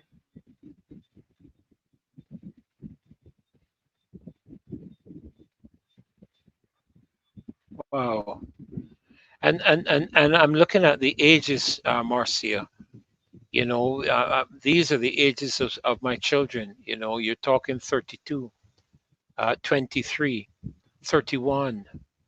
There are a couple of 40-year-olds, but those are young years in this day and age anyhow. 26. I saw one at 17, 24, 20, sorry, 20, yes, 17-year-old, 39, 33. Wow, these are all young. The oldest I think must be Ronald Roger Deere, at 56. Am I right? Yes. I think he must be the oldest. The youngest at 17. Wow, they've now come into the whole aspect of living. With a family, maybe a young family, maybe young children. I don't know. And those children will now grow up fatherless, completely fatherless. And this is heartrending. This is very heartrending. And I know, people say to me when they want me to shut up. They say, "But oh, you're talking about the crime in Barbados. What about the crime in Jamaica where you're born?" My question to you is that what you want for Barbados? You should be happy that I'm saying to you to take stock right now. And I say this to everybody who's watching. Barbados is one single parish of Jamaica, one. And I tell you, if there was a parish where we were having in one week, in one single week, in 7 days, we had five black men killed in one week. Five. Barbados, we're heading to a state of emergency, and this is not something to take lightly. Take it from someone who's lived in this kind of setting. It is not something to take lightly. Do you understand? That is high numbers. That's correct, Anthony Oliver. It's high numbers to Barbados population. It's Wow. high. The numbers are high. Yes, per thousand. That's high. That is high. This is what is our Ah, reality right now. Let me hear from Dr. I want to keep those names up there a little bit, and we're going to go back through the night and we're going to read them again. And when we come to the roadside parliament, we will have the names up on a placard. Because if it's one thing that I'm going to do by the grace of God, Dr. Ferdinand, we're going to humanize these young men. yes. They are not animals, they're a product of a society that we have created. Well, I can feel, because I have children this age, and I have grandchildren that are growing up in the ages of 17. I have a grandson that's just graduated from St. Michael's School, 16, 17 years old, 20, 21 years old. Our children are, two young men, as my sons. So it's even more impactful because I now have children and grandchildren. So yes, it's important that we humanize them, Marcia. I fully agree with that. Let me just go to these young people we have on here because, as I told them this evening, we could sit here and we can talk about it, but it's about them, and they're, most of these people, except for the person who's 56, they're all young people, and I wanted to hear from them. What Yes. are their thoughts? I don't we don't want to hear at the moment what are the reasons. We're going to get there. I want to talk about how they're feeling. How do you feel? What are you thinking when you hear When their you look at 25? this, Yes, yes, when you look at yes. this When you list, look I at want to hear. this, So, can you open your microphones and your camera? And we have with us, who's going to open their camera first? Shakwani Hunt, camera and microphone. No, no, do they not hear? Hi. Hello, good night. Can you hear me? Yes, I can hear you yes, that's loud and clear. Shakwani. Yes, we can hear you. Yes. I'm not able to turn on my camera as yet because I'm still at work. I'm still on the road. Yes, no But I can problem. definitely turn on my mic. Yes, What okay, I thank will you. When you reached out to me this evening and you asked me how I felt about what was going on, it is frustrating and it's like we're in a movie. It cannot be real because this should not be the norm. That every single day when you turn on your TV, you're hearing or you're seeing online that somebody has been killed. And then any chats, any comments, you're always saying, RIP. And it's like it feels like it's not enough. Like we cannot be as callous to just REP cannot just be it. We have to find a solution to end this violence because something has to be going on. It feels like every single day you wake up, you're seeing that somebody has passed away due to some type of violence and you do not know what to do. You do not know what to tell the younger members of your family. I know parents do not know what to tell their children because somebody here was 17. A 17-year-old died. They know left school. Yes, yes, I am only yes, 26 and I saw that there are people here who are 21, who are 20, who are close to my age, and I'm like, yes. that could be 26. my family, that could be my Yeah, classmate. Like I feel like I have not lived my life as yet. So I can't imagine losing somebody so young that you thought they had the rest of their life to either change, make a difference in the world, help somebody, make an impact, but you never thought that you would have to bury a child. I know no mother, no father is expecting to bury a child. That has to be one of the hardest things to do, and I don't think that people should have to plan for that. We're now in a society where people are planning to bury their children, which may seem crazy, but it's the new reality, and we need to figure out a plan and come up with something to stop it, because it can be, oh, crime is not really rising, we don't really have crime here in Barbados, the crime rate is no. That cannot be the answer, because that is not what social media is reflecting, that is not what the newspaper is reflecting. So it's telling me that we're missing a fundamental issue if we think that the crime rate is low, or we're identifying that this is not a problem. This is a problem. Like you said, this is a state of emergency. And if we're not going to do something more than just talk about it, they have a real problem on their hands. We need to start to hold town hall meetings, go into the schools, find out what is the root of the problem. I told Martha earlier I would really like to speak to some of these people who pulled the trigger to find out why. I know white cannot bring back a person, but maybe white can help us help the next person or stop them from pulling the trigger, because at the end of the day, it can't just be enough to just for us to just talk about it. We need to find a solution and figure out a way of how we can help them help themselves. Yes. Thank you so much. Thank you so much, Shaquani. I could hear the passion in your voice, and what I loved is that you saw people on here close to your age, and you're trying to figure out what is going on. The young man that died today, I don't know his age, and so there's a variety of ages here. There's one of the guys on here. I won't say which one because the relative said I can't say, but who he was shot by a 17-year-old, and that 17-year-old had an AK 47 and offloaded 45 shots. The what? 17-year-old, one of the guys, I see his name here, but I won't say which one, offloaded 45 shots into his body and killed him. And a 17-year-old boy did that. Let me go to Timon. Timon, good evening, Timon. Hey, good evening, Matthew. Yes, good evening. I hate that you had to come on with something so sad that is happening.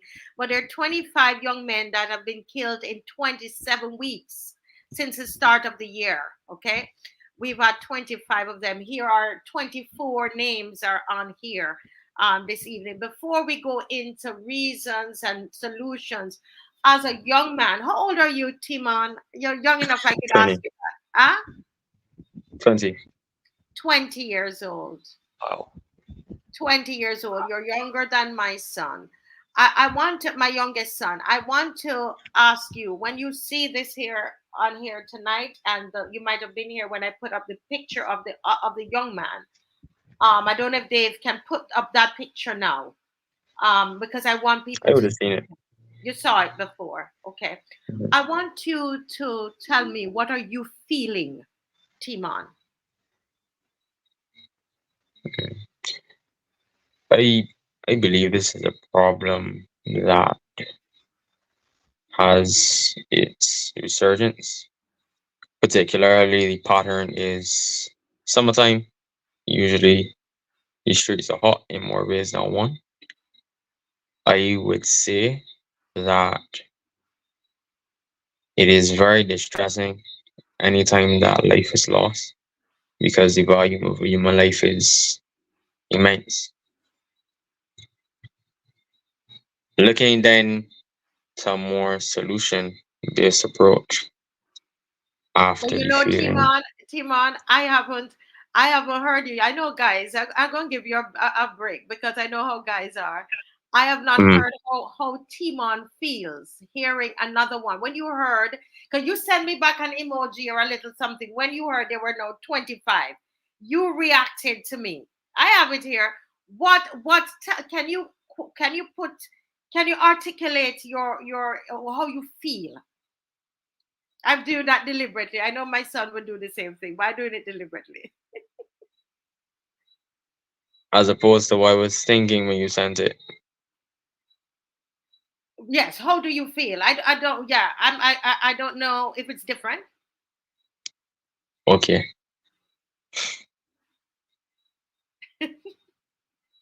I suppose maybe I am somewhat detached from Mm-hmm. the issue, or so it may appear. Mm-hmm. And so, in terms of serious emotional distress of that, and also I'm lower level emotionally anyway, I wouldn't have, like, I wouldn't use the phrases that perhaps Shakwani would use, or the other young lady that's on as well. Yes. Forgive Janine. me for your name. Janine. Right, Janine. Mm-hmm. I was gonna say Janine, but I thought I was wrong for some reason. Um, may feel like I wouldn't Yeah. say, okay, my heart was torn, or like you said, you were gutted. Mm-hmm. I wouldn't necessarily use those words. Um, and that may be some level of callous on my part or insensitivity, but I just let you know how it is. And I love Um, that. I love that. but You tell me the so truth, you it's feel a little detached from it. And because a lot of, it's not just you, but a lot of Barbadians feel that way. And that's why I go for that question first. But let me let you mm, continue, Iman. Don't feel ashamed. right, Say how you feel. yeah. So that would have covered the feeling aspect. But Hmm. in terms of analyzing the actual issue itself, Yeah. Hmm. it strikes me that there is a pattern, in the summer surge, one could say, in the shootings and crime in general. And if you really look at it, the supply is a large issue Supply. because Hmm. even as you say, this young man had the 17-year-old that sprayed the bullets, he had an AK-47. Where did he source that?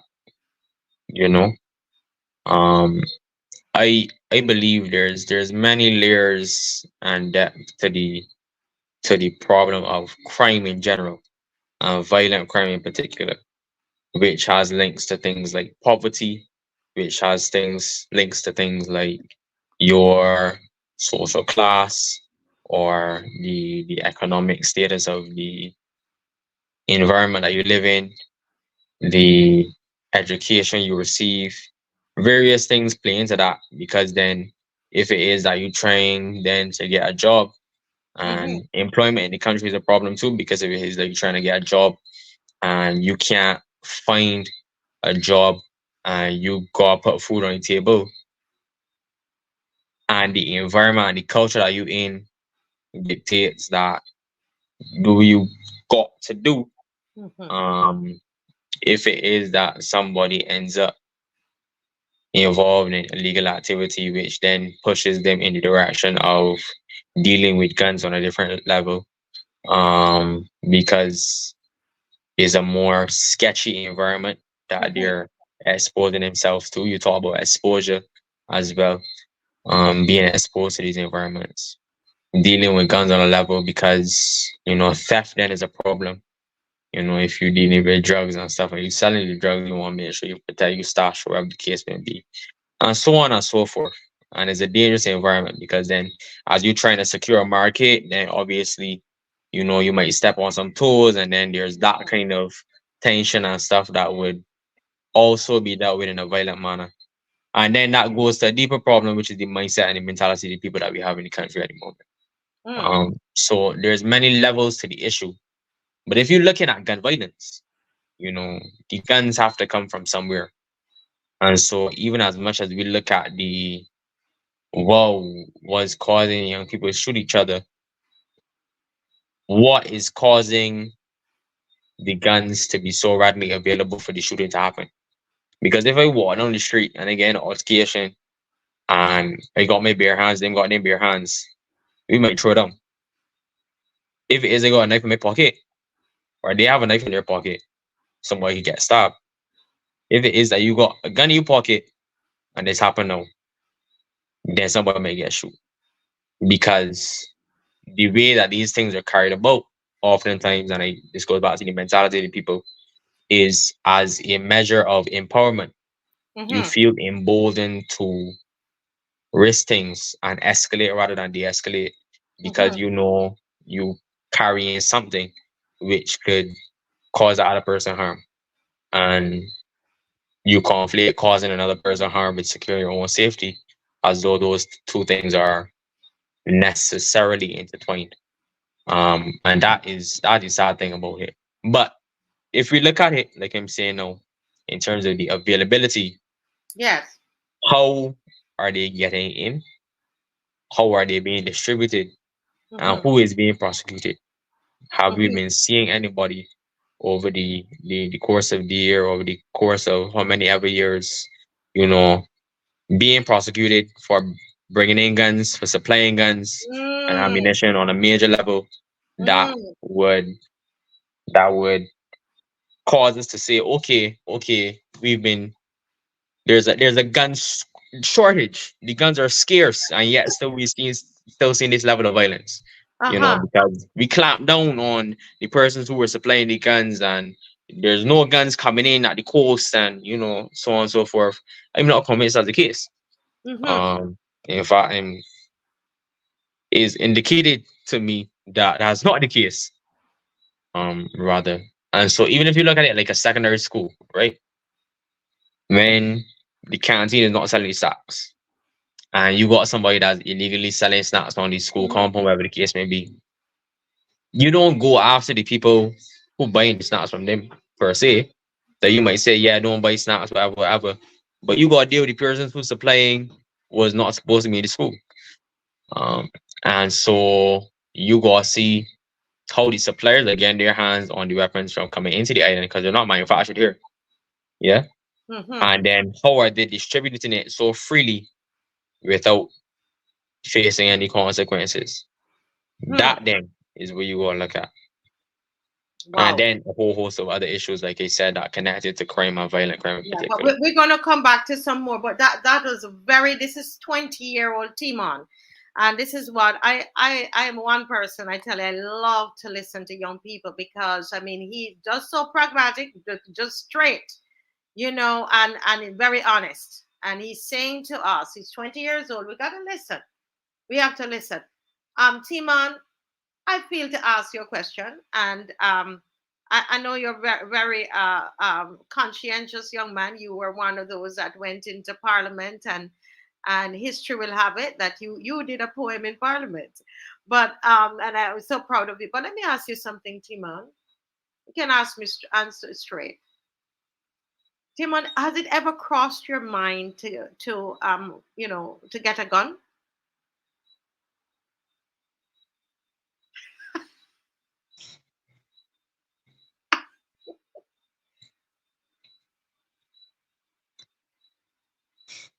That is an interesting question. Um, Long and short of it is yes. Hmm. Uh, if You see, you what, if you you see want why me to I love go young people? into You see why I love young people?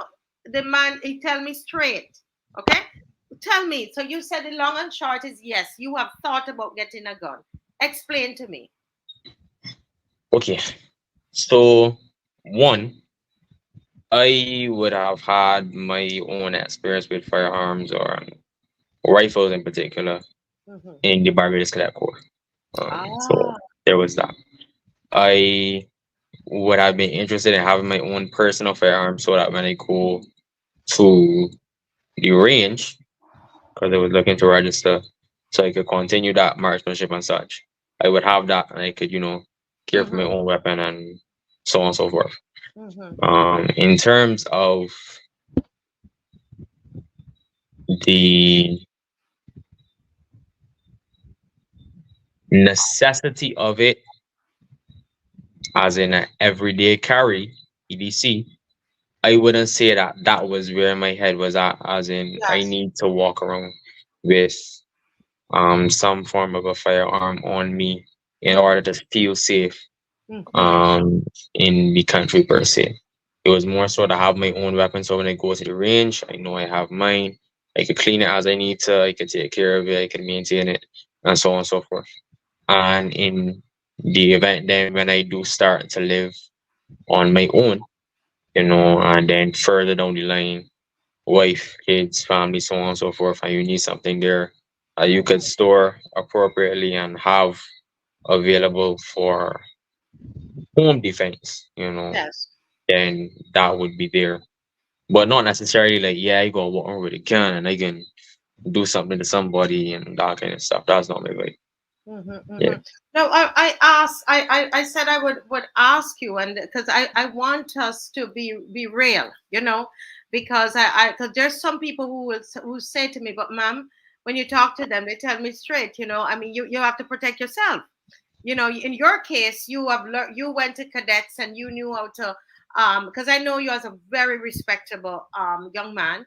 And he was so, I was so impressed with him in parliament, and he's a UA student, and carries himself very, very well spoken, as you hear him here tonight. But that doesn't mean that he did never cross his mind. Sometimes, you understand what I mean, Timon, we put people in all these different brackets, but we don't know his situation, and so it's good for us to for him to be able to speak about it, and there is no judgment. I love when he tell me, mom, I felt detached from the thing. You understand? Just be real and be honest about it.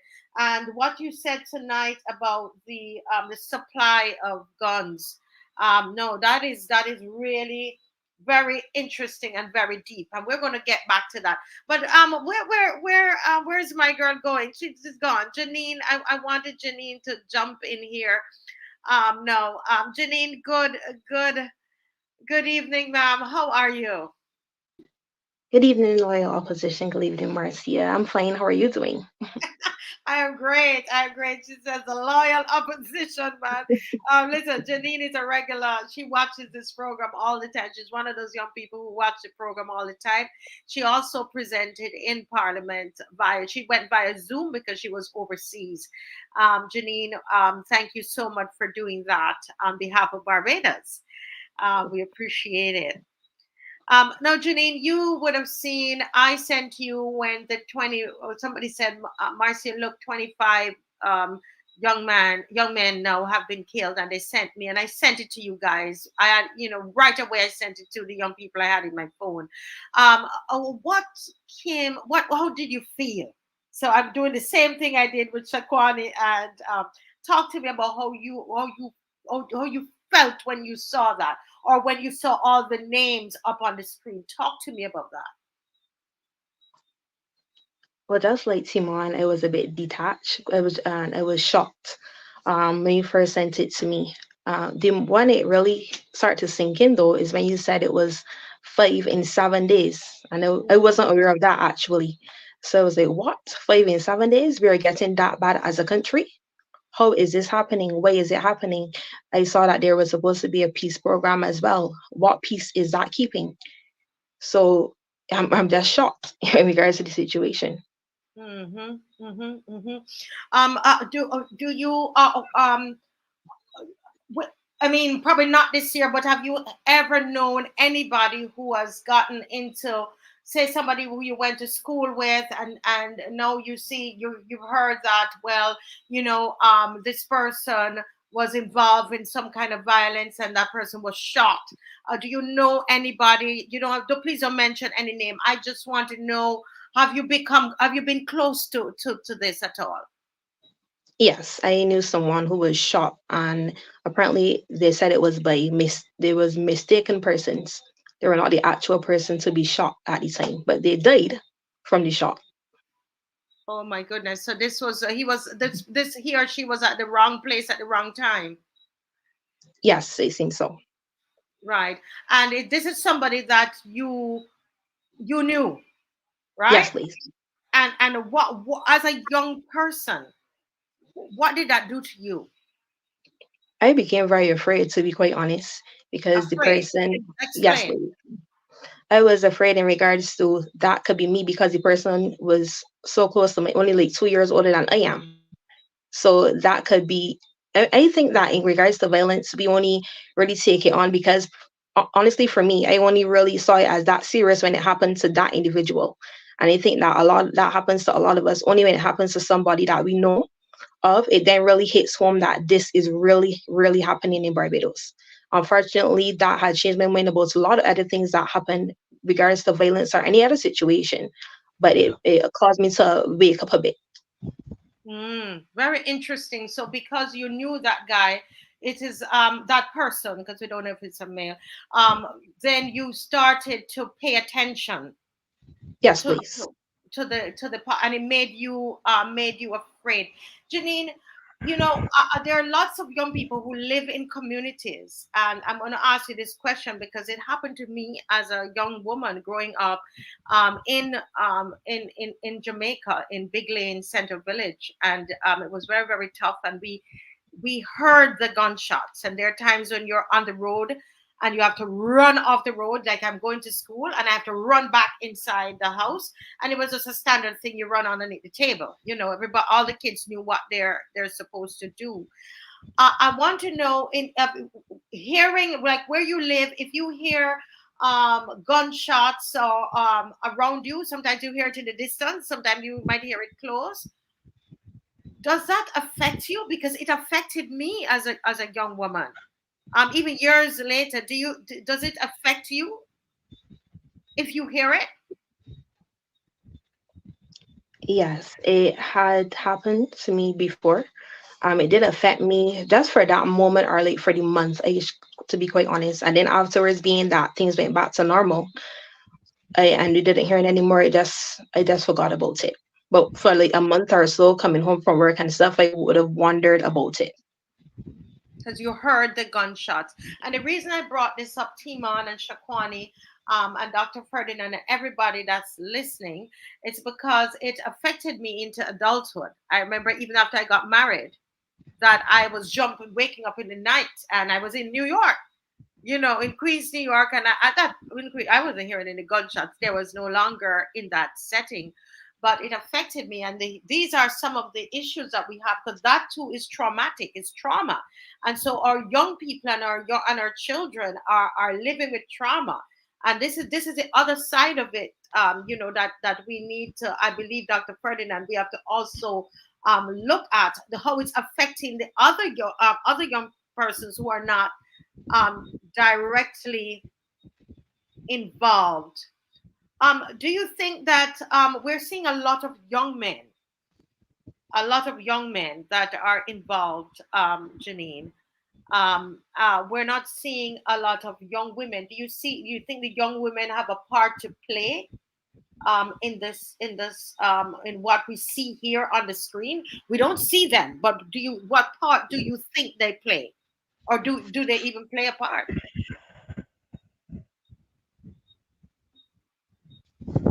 I would say that's a really good question, but I would say yes and no, because some young women are interested in that kind of life for some reason or the other, and they will be cheering on these young men to into that kind of life, and then you will have some young women who may not want to be a part of that life, but sometimes don't have no choice because of the environment that they grew up in.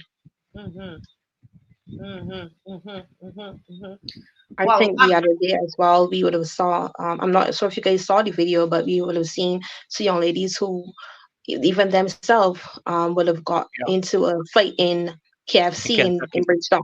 Yeah, I saw that mm, and video. they're stabbing each other so wild. I have never seen two young ladies. Normally we would. I don't want to say we expect it from men, but normally that's where we would see it. And then to see those two young ladies doing that was quite shocking as well. mm, I've seen a mhm, number of those videos coming out of schools, with the young girls really violently attacking one another, and people just standing back. Cameras come out and phones come out, and people are videotaping. But I've seen a lot of those, Marcia, coming out of our schools. mhm. Yeah, yeah. I mean, this is very, very insightful, Janine, and we're gonna thank you for being so candid, so open, with us tonight. And I think this is a kind of discussion, Dr. Ferdinand, that we need. We don't need to be glossing over anything. Let the young people be real. And Shakwani, I don't know if you're still there, but are you still there, Shakwani? I am still here. Okay. Are you comfortable yet, or should we wait a little bit? We can go ahead. Okay. One of the things that I said to, I can't remember which of you, I don't remember who I was speaking with, but I said tonight to someone, to a young person, I said to them that we have the answers to these problems. All of us in the society, the young, the old, the black, white, Indian, rich, poor. I believe we have the answers. We have the answers. I know, and I'm repeating it because I want us to understand and to believe it and to accept it. We have the answers. We just heard something here from Timon that is I mean that he talked about the supply. He broke it down, like just he just broke it right down for us. Um, Shakwani, what are some of, as a young person, what are some of the solutions to what we see happening here? Well, some of the solutions I think that we need to start implementing is getting more guidance counselors into the schools, not only at secondary school, but at primary school. Hmm. I have mentioned here previously, at least I think it is here, that for 4 primary schools, they share one guidance counselor. That is when last I checked. And when you think about the You're saying size of four primary schools in your mind, usually, four primary schools from your research, four yes, primary from when I schools, last checked, right? share one guidance counselor. Share one guidance counselor. Okay, so while I'm talking, I'm going to check with my guidance counselor friend and hear what she's saying about that. But before you continue, Shukwani, I want you to know, I want you to tell the audience, as you're a young person, why are Hmm. you suggesting more guidance counselors in the primary school? Can you tell us why? Because when you think about it, one person to a primary school that maybe might be 300 students. That's one person to 300 students. Say every child has a problem or is having an issue, they need to speak to somebody. But when you add 3 more schools into that scenario, that's around 1,200 students or so.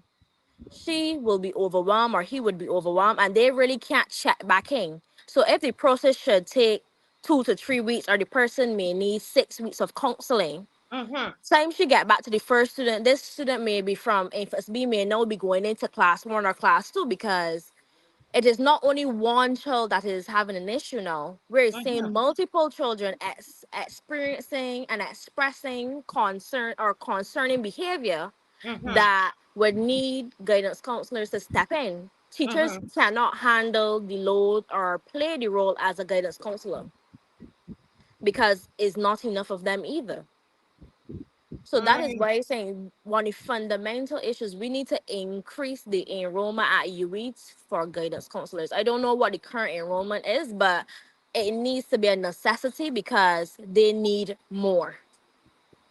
So we need the guidance. So what are some of the issues? I know you yourself are not, you're not a counselor, but you Hmm. live in Barbados. You have cousins, you have nieces.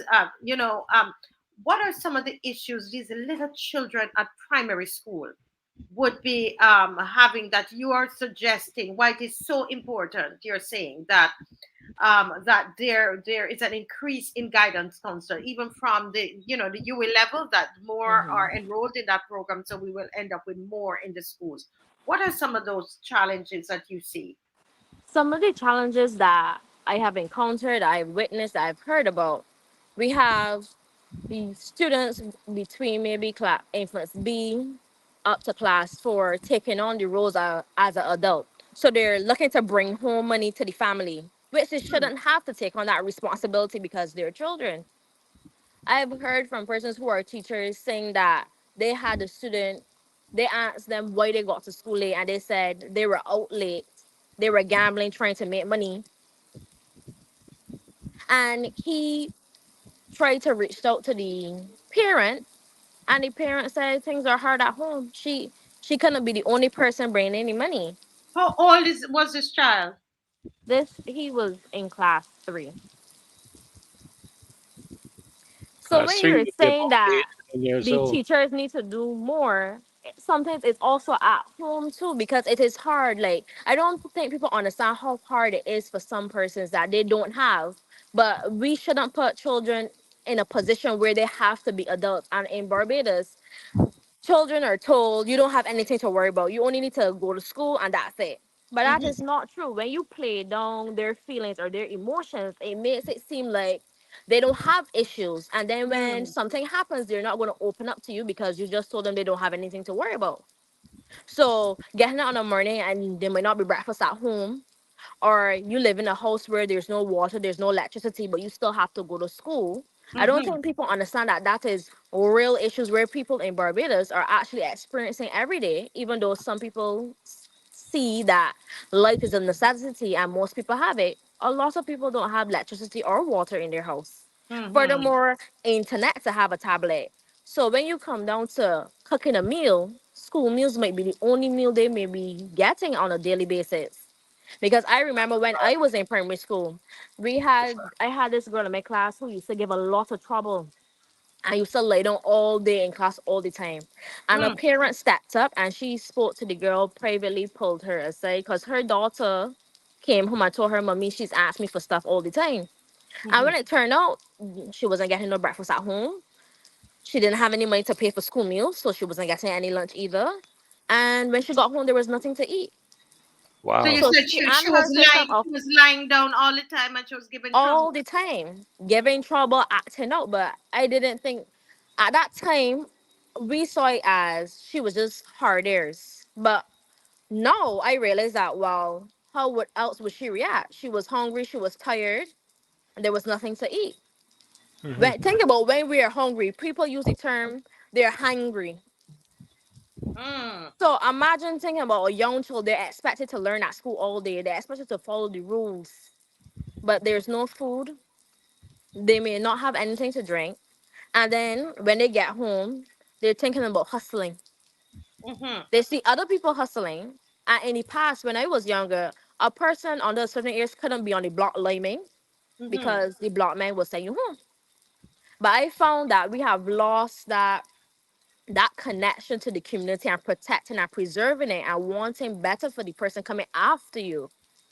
So people have forgotten that we do not involve children in adult behavior, and now they're just bringing in the children into the adult behavior. Yes, yes, yes. So you have outlined for us very eloquently why you are suggesting. So you're suggesting that there are more guidance counselors be placed into the schools based on your research. Shaquani Hunt is saying that there are four uh, four guidance counselors, one guidance No, counselor one per going four. counselor. Yes. Yes, per four primary school. And so she's making this suggestion because of what she's experienced even at school, and what is happening to our children. And I saw Timon was shaking his head when we were talking about children who are hungry and their conditions at home and so on. Timon, you were shaking your head. Can you? What do you have to add to that? And then you can go on to make some more suggestions. Oops, he dropped off. He dropped out. He dropped out. So let's okay. So go to let's go to uh Janine. Janine. Thank you, doctor.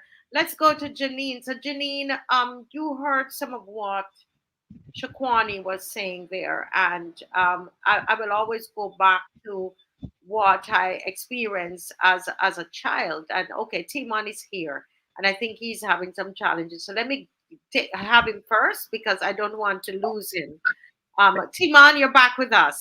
Right, right. I was in the chat and I accidentally went back. But I was nodding my head earlier, when she was speaking about the lack of food and such. And that ties back into what I was telling you earlier in terms of employment, in terms of poverty, in terms of, because poverty is associated with crime, Mm, and illegal activity. Because as she's saying, then that goes into the other issues which are more dire, of then children trying to, they now taking on the responsibility of trying to make money for the house and all that kind of stuff. And sometimes through means that are not legal, um, because they're not able to be guided, um, through that process in a stable environment, and that's the reality. No, that's not their fault, um, and it is a serious problem whereby we are in a sort of a spiral. mm-hmm. Because if you look at it, and even as we look at the epidemic that we have, or the issue, rather is just as big an issue now as it was a few years ago, of teenage pregnancies. Well, if you have then teenage children then who are not finishing school or gaining an education that then garners them some level of employment, and they're having children and they're in dire financial straits, and the children are also going to be growing up in financial straits that are less than stable for the parent, much less the parent and the child, much less the parent and the child to live comfortably enough that the child could just be a child and learn how to socialize himself in the environment. Mm-hmm. Uh, you know, when it is that you focusing on 25 young men, like, yeah, close to 1 man a week, yeah, 25 in 27 weeks. But when it is that you just trying to make day to day, the what is then made a luxury, which should be uh default, of then weighing the consequences of actions, of looking into the value of human life, of looking at critical development of your thinking and your mindset in a way that you are able to pull yourself out of certain environments. Despite the fact that you might be exposed to certain things, you might be able Yes. to make the decision for yourself. Like, this ain't really for me. You don't have. It's very hard to find yourself in that place when you're swimming in a multitude of issues combined to just create a Mm, poor situation. And so I like what Shaquani was saying in terms of the guidance counselors for sure. I don't believe in the rhetoric of, per se, that we need to start with the youth because the youth are the future. Because if it is that we're doing the guidance counseling, when they have that 1 hour session, they still go back home to the same environment that is full of the same problems anyway. So I believe it needs to be coupled with more direct intervention. So as much Direct as I intervention. definitely Explain. recommend and appreciate the the counseling because it's necessary, it's Mm-hmm, critical, it's crucial, and it's lacking for sure. I mm-hmm. even see in a school where there isn't necessarily a serious struggle, one guidance counselor is not enough. Really, I don't think any secondary school should just have one guidance counselor. I don't see how that is effective, right? But then also we cannot deny the fact that then they're going back to the same situations. And Mm-hmm. then so the problems of employment have to be addressed. The problems of the um, environment in terms of the proclivity to illegal activity that the young people are being exposed to, Mm-hmm. the drugs, the crime, whether that's theft on a lower level, whatever the case may be, and such, that also needs to be addressed. The access to education or the education system in itself, which in a lot of ways is failing people, which is why about 50% of our students failed the common entrance this year, and really, or did poorly because the educational system is not clearly not working in a way that fosters not just reading, writing, and arithmetic, because that's what it's supposed to be doing and it's failing at that, but then Right. also fostering that foundation, and then also development of your person as a character, as a moral person, as a citizen of the country, a responsible citizen, as all these other things that are more nuanced and not just English and math, right? Right. If you are focusing on that and feeling that, and then you're also just being let down as a person in terms of your character development, your personal development and growth, then I am not surprised that those children who are not being fostered in those environments from primary school, from ages what 2 to 11, are then going into secondary school and then going into these persons who are engaging in this activity is not surprising anyway. It's not surprising that they're struggling. It's not surprising that we're in this situation, but we can change it because Yes, we we see can. where But certain problems are. Come on, I want to stop you there before Janine comes in, and I don't know if Dr. Ferdinand has any questions for them. But let me ask you something. You talk about the educational system, and you're 20 years old, and you have gone through kindergarten, primary, secondary, and you're at the university at the moment. Okay, do you know of, when you think of even just secondary school, right? What percentage of your class then, your fifth form class or fourth form class or even third form, or those that came in with you at first form, if we can go back, what percentage of those you believe that left school with what they would call an education to be able to get into the system, right? What to get in, the system that's been created, right, for them to be able to, what percentage would you say? I don't know if that's a fair question, but it might not be accurate, but I want you to think about all of your friends that you came in, whether you're in class 1A or F or whatever the case is, in first form, you know can you think back to that time?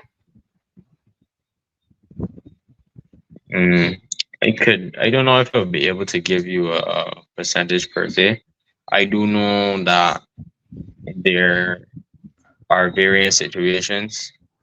Like there are persons and quite a few who making it through fantastically and excelling, and then they also do know persons who is just every day is like the apathy is there, and that's something that we see on a general level, just apathy and just one not that living life one day at a time is a problem, Hmm. but or problematic psychology or philosophy, because you have to say each day as it comes.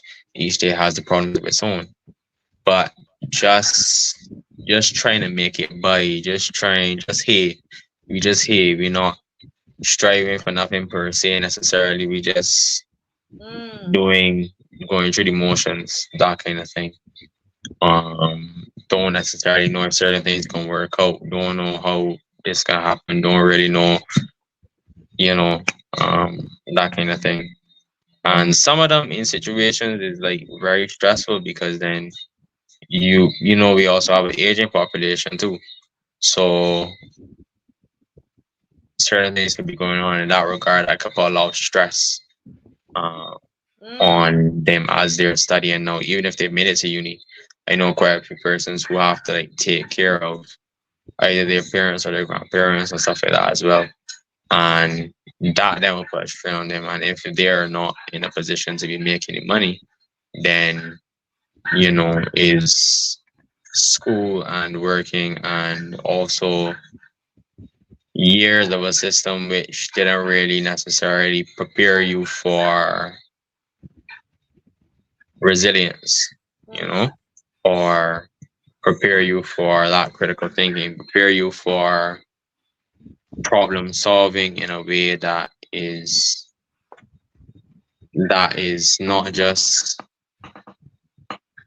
just me, but also sensible for the community that I'm a part of, you know. Mhm. Um, Mm. it's interesting. It's interesting. It really is, and the way in which you've expressed it, that apathy, you just get up and you're just living, um you know um thank you so much, Tima, very, very insightful. Dr. Ferdinand, do you have any questions either for Janine, before we Well, I could throw it out to either of them or all of them. Um, and I'm told that some 33% of internet activity, that would include social media platforms, different components of it. Some 33% is engaged by young people. And I recognize, even here in my own home, that um, our young people spend a lot of time online. And they spend a lot of time online doing two things predominantly apart from chatting and so on. One is playing games, and most of those games are violent games. And two, watching movies. And most of those movies are very violent movies. I just wondered what your opinion would be as it relates to what contribution, if you believe there's any, that movies and games have had in desensitizing our youth to violence and gun crime. Mhm. Thank you, Dr. Freddie. Let's ask Janine. Janine, any thoughts on that? Yes, movies and games. When you really think about it, almost every game on the PS5s are violent games and movies. And I like action movies myself, to be quite honest, because it really keeps you on your toes. but Me too. but but yes, movies do have it. For young people, though, I really don't really think it's movies. I think it is the music. Mm. Music, The music. yeah, Mm. yeah, That's music, interesting. Hmm. yeah, What music are they really. listening to now? What? So let's be real, okay? I like to get in your business. So what? Somebody, I think it was Timon said, is the something he called Trinidad something. Terry, if you're listening, send the kind of music, send the name of the music that you're telling me that they're listening to. But go ahead. But you tell me, what is it that they're listening to that you think that Mhm. that is causing the issue? Yeah, so Okay. before I say what you're listening to, I will just explain. I've been to parties before. And why I say the music is because certain music would play like calypso, for instance, and everybody will be dancing. And then when you hear like we would call bad man tunes or dancehall music, which have a lot of violence in it, then you will see people reacting in a whole other way. Fights will actually break out because this type of music is playing and what it is saying. And we have, I think that even government agencies has the, not to say that I'm not saying on a particular government, but I think government on a whole have the power to influence young people through the same music We are able to do it at election time. We are able to mount campaigns and present Yes. messages consistently every week, every day. And I think that we are they have billboards. You know, the you also use the highways to promote the bill to all through World Cup we saw big billboards as well. We can do the same thing. We have T-shirts when it's election time. We use all kind of things to get the message across and to cause that Hold a influence. minute. That is so brilliant what you just said. Yes. You said that the government can use music, and I was going to say, but come on now, you put everything on the government. But you said at election time, guys, listen to this. Listen, she said at election time they use music to carry messages. So you are saying you're calling on the government. Continue your point. I love that. Go ahead.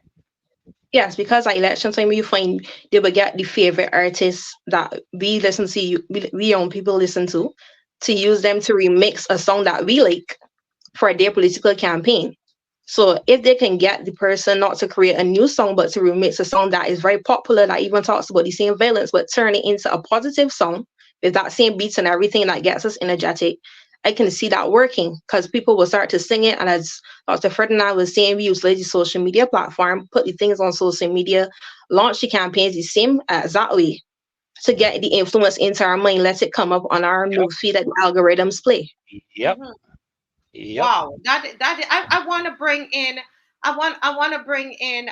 Did you hear that? Shakwani, she's saying that in the same way that songs are remixed at election time Yes. with Yes. messages in there to get the people to vote. That A particular direction. politicians could pay the same amount, pay some money, and get some positive news messages in these songs. What do you say about that, Shakwani? I think that is an excellent idea. I think we can go a little bit further and do something similar to what they're doing with poetry. I don't know if a lot of you follow that, but it is an initiative where they allow young people. Yes, when you go on Instagram, you could type in poetry. It's like spoken word.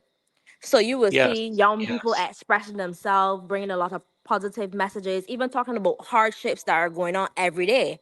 Mm-hmm. So it is you can is a platform where they can express what is going on from their point of view, and it's not only females, it's also males. So if you with an initiative like that, you can do something like that with music, even if they want it on the war room rhythm, but cultivate the minds, teach them something, give them an opportunity to be the artists. Mm-hmm. Because some of these things, the government doesn't have to always use the famous people. Maybe let the famous people do a workshop with them. Because, you know, if I was 9 and I was given an opportunity to do a recording with Lyric, I would have been so excited.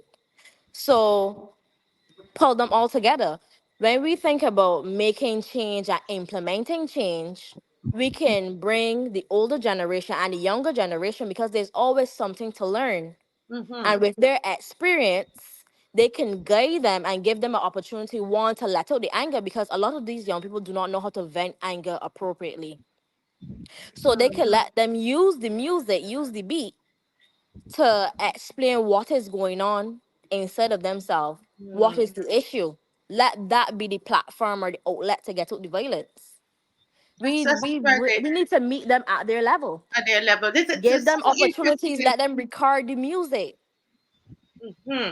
Shakwani and Janine, Janine, listen, I love that, Timon, because if at election, the reason the songs are produced at election time, the reason the billboards are made, the reason the posters are made, the reason the shirts are made, it's because we are trying to get a message Marketing. out, right? Marketing. We want a message and we want behavior. Yep. There's something we want at the end of it, right? And what we want at the end of it, we want your ex. We want you to vote for me. I want so I'm gonna use all these different methods. I think that is an excellent idea. Now, Yes. Yes. Timon, Brilliant, I want your brilliant. thoughts. I want your thoughts on that, and to tell me more. I want you to tell us more about the Trinidad, this genre of music. Well, I'm not particularly certain I could tell you more about Trinidad per se. Okay, no problem. The Trinidad dancehall music that Thierry mentioned in the chat. He also had said that someone by the name of Plummy Boss Mhm. was prosecuted under the anti-gun act. Let me just confirm that. He While said he's that.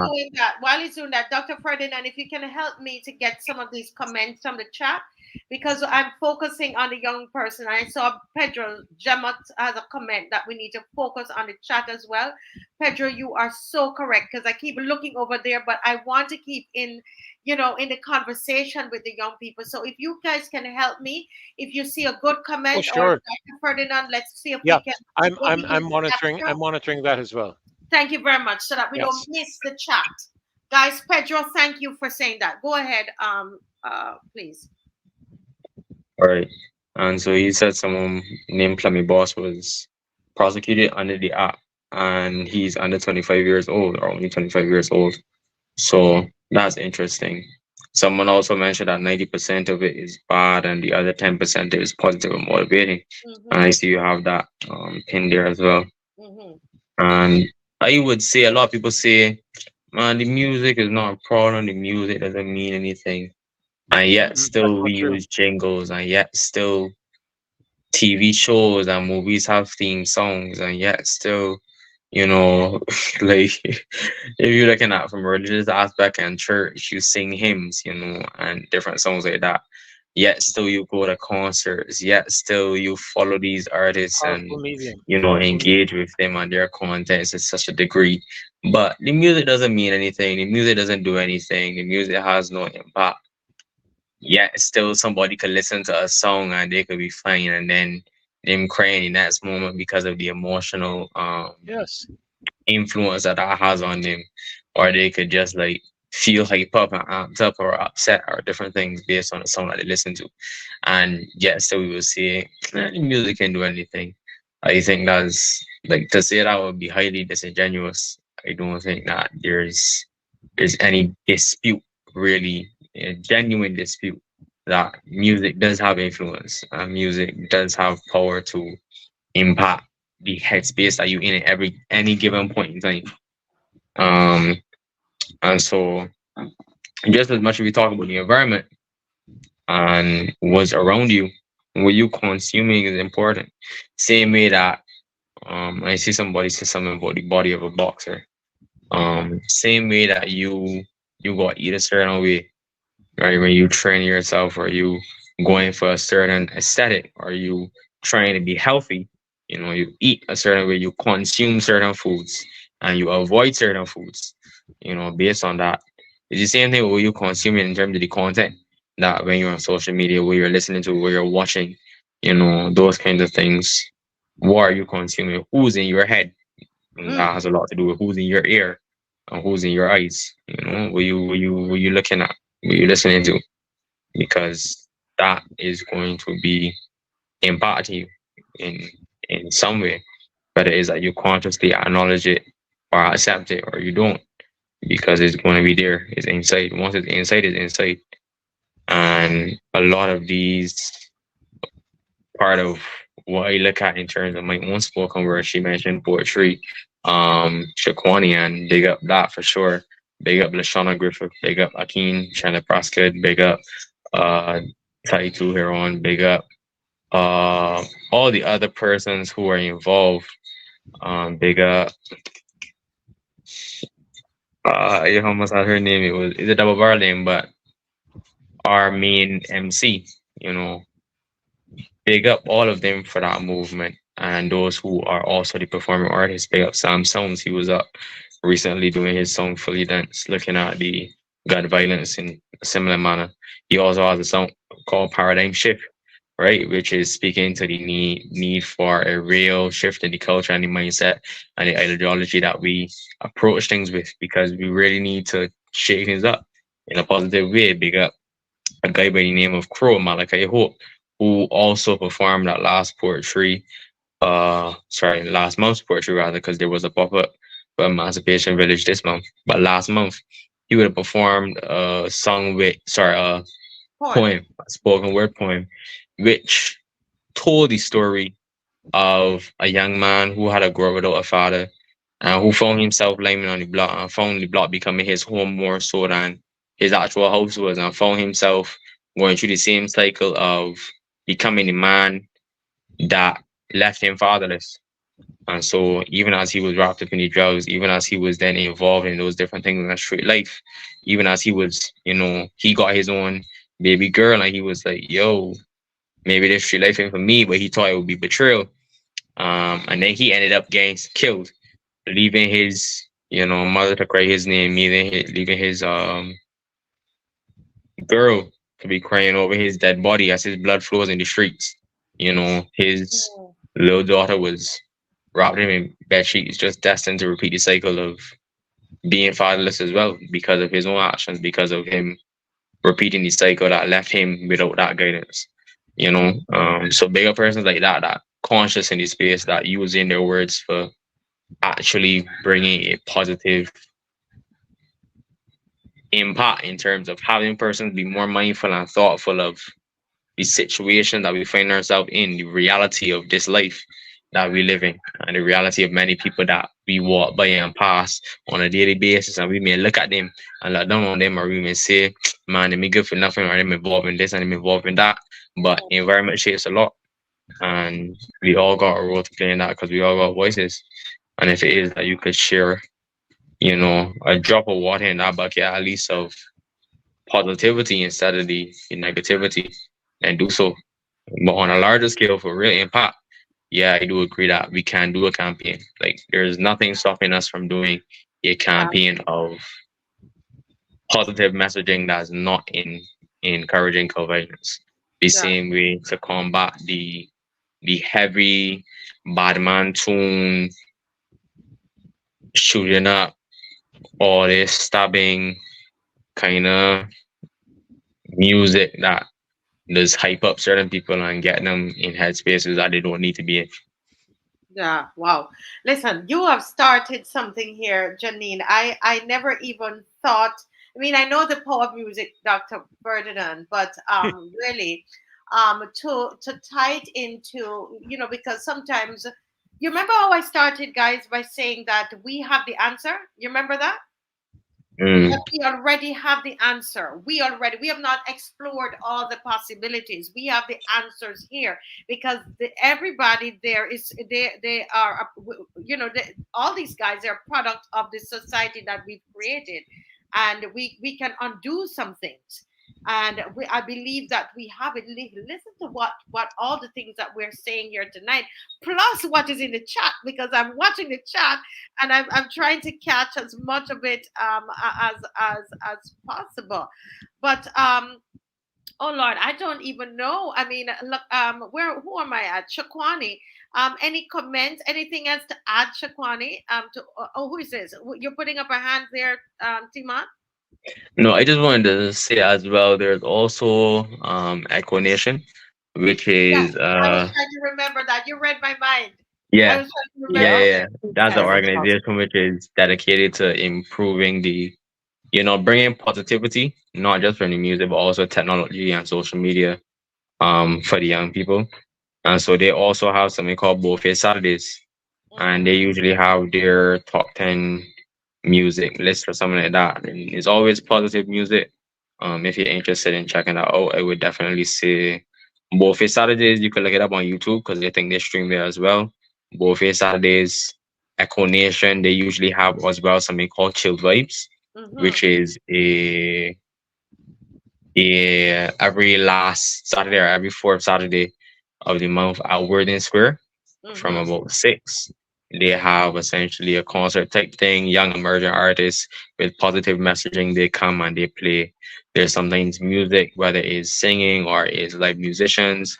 I perform there myself as well as a spoken word artist. So definitely Echo Nation is an organization that's doing great things. They Yes, they also are. go to the youth and other things. They're holding a camp this summer as well, but they go to the youth and speak to them about, you know, being digital citizens and positive digital citizens, and what they're spending their time with. The same thing I was talking about in terms of what you consume, how it impacts you. You know, having that resilience to know when something is not good for you and say, nah, I done with that. Mhm. You know, that's very heavy in their messaging. So I would Yeah. definitely say Echo Nation is a great organization and is doing great things as well. Even looking at the parents, because they do some parent conferences and workshops as well. And so they're looking at both sides of that issue from Right. the And parent perspective and the they children do. perspective as well. Yeah, I know the leader of that. I think it's Ghazi is his name. I mean, his stage Yeah. name. I call him Ghazi.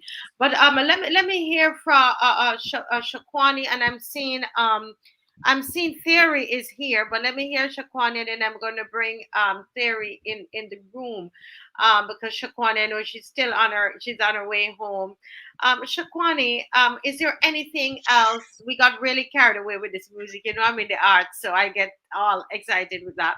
But Shakwani, is there anything else? You had such brilliant idea about the guidance counselors. We talk about supply, check the supply chain. We talk about the education system, the music. Janine, anything else, Shakwani, you could think of in terms of solving this issue? Marcia, I have so many ideas that we can work together to solve this issue. I think we're gonna have to do a part two. Yes.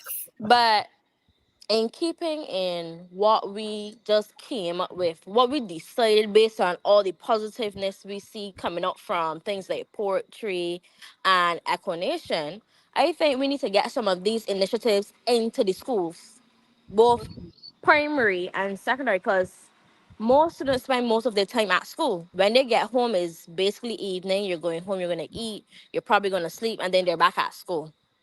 So programs like these, target putting them into the schools itself, more students will be able to get opportunities to be a part of them instead of just having to wait till I know a person like us to introduce them to the program because we Mhm. recognize the child may need something like this to pull them out. But if they can go to class and see a program like this, an opportunity like this to participate or even get a chance to become a person like that, because as a child sometimes you don't think you could be, Yes.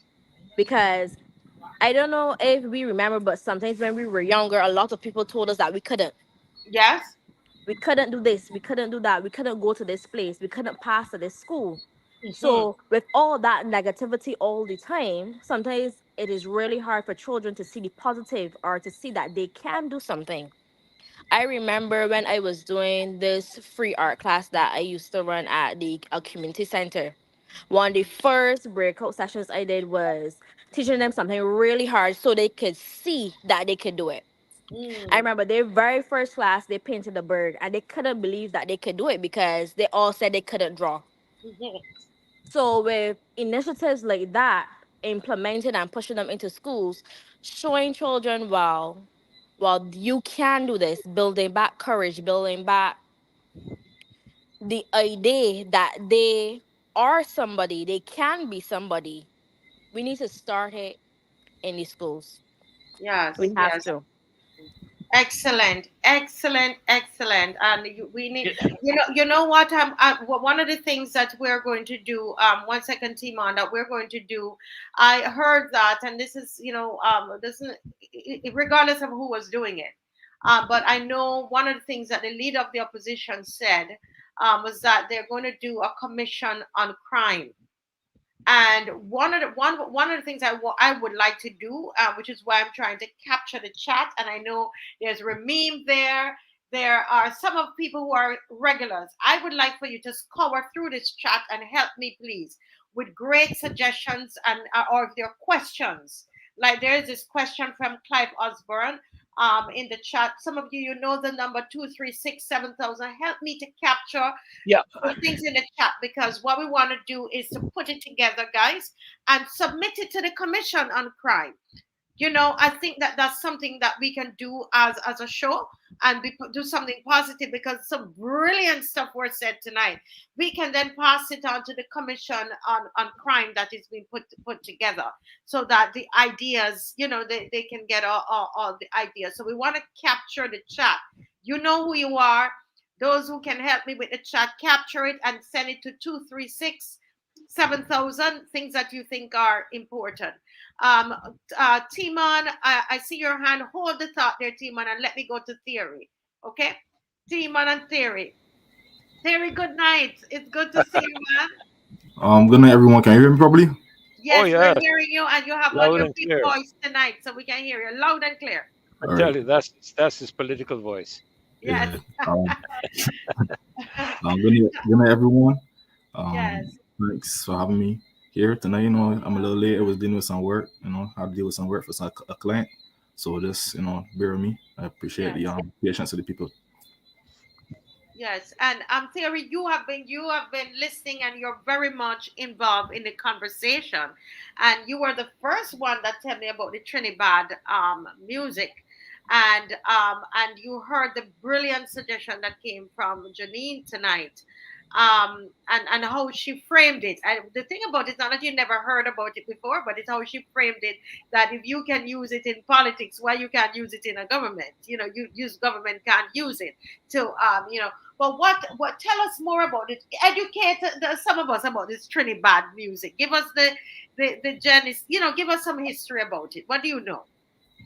First of all, before I divulge into that, I would just like to say my condolences to the person that have fallen, to their families, who feels it knows it. I've experienced this twice, and In what way? Explain. How did you I've experience it? lost family members to gun violence already. Two family members have lost to gun To violence. what age were you? It was first one was about 8 or 9. Second Wow. one was when I was 18. Yeah, he got shot. Very way. He got shot. A drive by. So Yeah. he was just minding his own business and he got shot.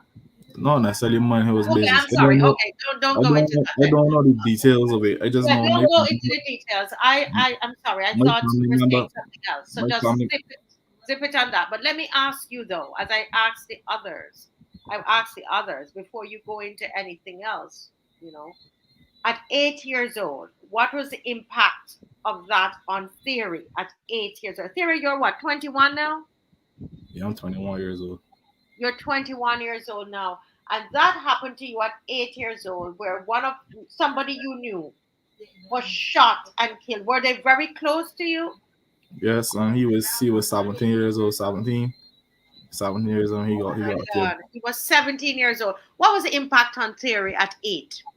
Well, I honestly can't remember. It was sad as much as I could tell you. I honestly, not to get too emotional into this perspective, I want to focus on people that have lost family members now. I My know, hero, but I but my, want to. The reason why this is important. There is a place that I'm gonna the Glasgow, Scotland, and one of the things that they implemented was bereavement therapy. And there's a reason I'm asking this theory because sometimes these things happen, and what happened is that we skip over them. I have lost gun members of my family to gun violence, and I know what the therapy that I had to go through. So that's why I'm asking you these questions. It's not trying to get you emotional, but it's so for people out there who have lost persons that individuals that way to begin to process that and to see the impact of that because it happened twice. What was the difference at 8 years old versus 18? Was there any difference in how you uh, my my first, I remember that it was really close to him, so it was hurtful, extremely hurtful. The second one, we were close when it was young, but I only we weren't really close when it was older. But it still hurt because I remember all the good memories too. So like just to summarize it all together, it's hurtful, right? So if no person said that, I heard Janine, I heard Timon said they're not really connected to it, but this is only personal for me. And when I see it and I hear oh a young person has been shot, I think about my brothers that live in some of the most dangerous places in Barbados. I think about my family members who I pray for every day. I wanted to be safe, so I believe persons who have lost family members feel the same. I saw a video of a gentleman on social media and the pain in his eyes, I could resonate with it. So, not to get too much into it, it's very painful. I could go based on my experience. It's extremely painful. It hurts, and based on a certain person mentality, things happen, and Timon elaborated in terms of jealousy, revenge, all that kind of stuff he spoke about. That's how it goes. But for me personally, I just want to say my condolences to the person have been lost to this, and they don't condone any, and they can be sure and use Beijing to they don't condone any clapback, any response. Just let me put some peace in Barbados, really and truly. That's what we want. That was just me. Yes, yes. Thank you, thank you. Um, can you talk to me about that Trinidad music and Well, the impact on Barbados at this time? Well, it started originally with an artist called Prince Swanee. He was the first person to blow up with terms of Trinidad. And from what I understand, they have different camps, right? At first, it was Muslim city and Rasta city. Now, after artists, and they said 90% of Trinidad is negative and 10% is good. Artists who, honest to God, even though he used to make some very negative music, and it's honest to God truth, he had a few songs that really, like, if he just stayed with that, he would have been a very positive influence. His name was Rebel Six. He got killed, and then they made peace. But the thing about it is that Rasta City broke apart into different factions. So it's six, it's seven, Z Tech. It's got the different factions, right? And the new factions all the time, right? And Jesus, God. yeah, that's pretty much what's going on in Trinidad. That's the reason why the government in Trinidad created the anti-gang bill. So Plumpy Boss now, he is seven and he got charged under the anti-gang bill, right? Because the crime rate, there was a killing on the highway. There was about 4 persons got killed. So they don't have to say he was involved. There's no today the actual police commissioner was questioned by one of the ministers from Trinidad, and she said we are not going to divulge any information to the public because it's still ongoing. But Plumpy Boss has been charged for anti gang attacks, right, and being a part of a gang. So these are the individuals who have controlling music. On the sixth side, there's K-Man. K-Man creates a lot of negative music. He created a song as was very popular. Um, Basically one of the most dangerous gangsters in Trinidad. He made a video, and the reason I know about this is because I believe it don't matter what age you are, you should be aware of what's going on in our region. That's That's right. me, That's right. right? You might not like it because I don't like it. Let me be that clear. You Be might not aware of like it. it. You should be aware, very aware, because I also expand upon this. Me and Timon, we do coaching for lacrosse. There's a youngster that hopefully goes back to the camp, but he was giving us a lot of trouble, right? And I was telling Timon trying to talk him militaristic. You need to talk him like how we start Beijing. From the time Timon started talking to him, enough Timon remember, but from the time he started talking like how we like at his level, he started respecting both of us more, right? Because that is what's necessary. So understand the language, understand what we're person may not. So to continue, so K-Man is the biggest Trinidad artist right now, right? As I said before, he made a very negative song, and in this video, the music video, he was basically shooting at one of the biggest gangsters in Barbados. Not in Barbados, in Trinidad, right? He shot at the biggest gangster in Trinidad in the video, and it was like basically saying he's killing him, right? The song played all on the radio. It played all through Trinidad. The it's like president, the prime minister tried to ban it, but he couldn't ban it. I don't know why, but it was playing, right? And I want persons to go and look at the video. If you wish, you could find it. You could look at any of his music, you will see it. But real street, that highway shooting, from what I understand, what I've been told by person that lived there, was retaliation for that, right? So that was retaliation for that. That's as much as I know. The other details I don't know, right? So in between there, you had all the other things. And the thing about it, KMI has been on interviews such as this, and you could go and look at Grenada National News. I think that's what the name of the station is. And he told the older lady, well, I'm not responsible for anything that happens. Well, this music, I'm just a music artist. I make positive music as much as I make negative music, etc. Right? And he tried to basically take himself out of the situation and make himself seem like he's not responsible. Right? Someone mentioned in the chat there's been Trinidad gang documentaries. When you watch these videos, you're going to see the main person that they go looking for is who? K-Man. Because wherever K-Man goes, he has to have a police detail. He said that himself. He is so wanted by these persons, right, that they want him dead, that he has police detail all the time. And he makes this music that Barbadian children and Barbadian youth listen to. That's what's going on. right? Because as I said before, there's Z-Tech, there's 6, and there's 7, right? These factions are a war. This is not a joke. This is serious. So hold on, mean Z Tech 6 and 7. These are in Trinidad. Yes, they are music. They have their own music labels, and the music in Trinidad is mixed with the gang behavior. That is why Ah, Plumpy Boss Wow. was.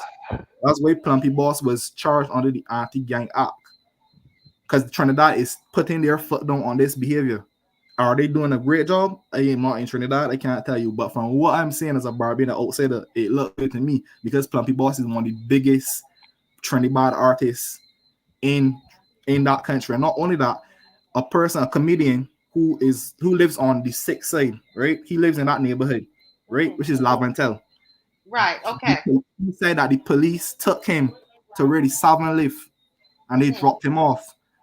And when he said he saw Plumpy Boss and he saw Prezi, remember he said that Kman made a song about the biggest gangster, right? He saw both of them. You could go on, all this is online. You could go and check it out. He saw them and they said he's not the person that they're looking for, and they took him back to his neighborhood. So why the so the police dropped off somebody from This is alleged, Laventille into alleged, 7. alleged, alleged. Alleged. Okay, and it would be to punish him. No, what happened is that, listen very carefully. This comedian, he lives on 6, right? 6 block. I guess somebody on 7 was looking for somebody. They thought it was him. Ah, He I said got the you. police took him to the leaders of 7, and they said no, they don't want him. So if it was him that did it, they would have killed him. You could go just type in his name is John Crow 6, which is chicken, and that's their way of saying chicken. John Crow 6. He's a comedian, right?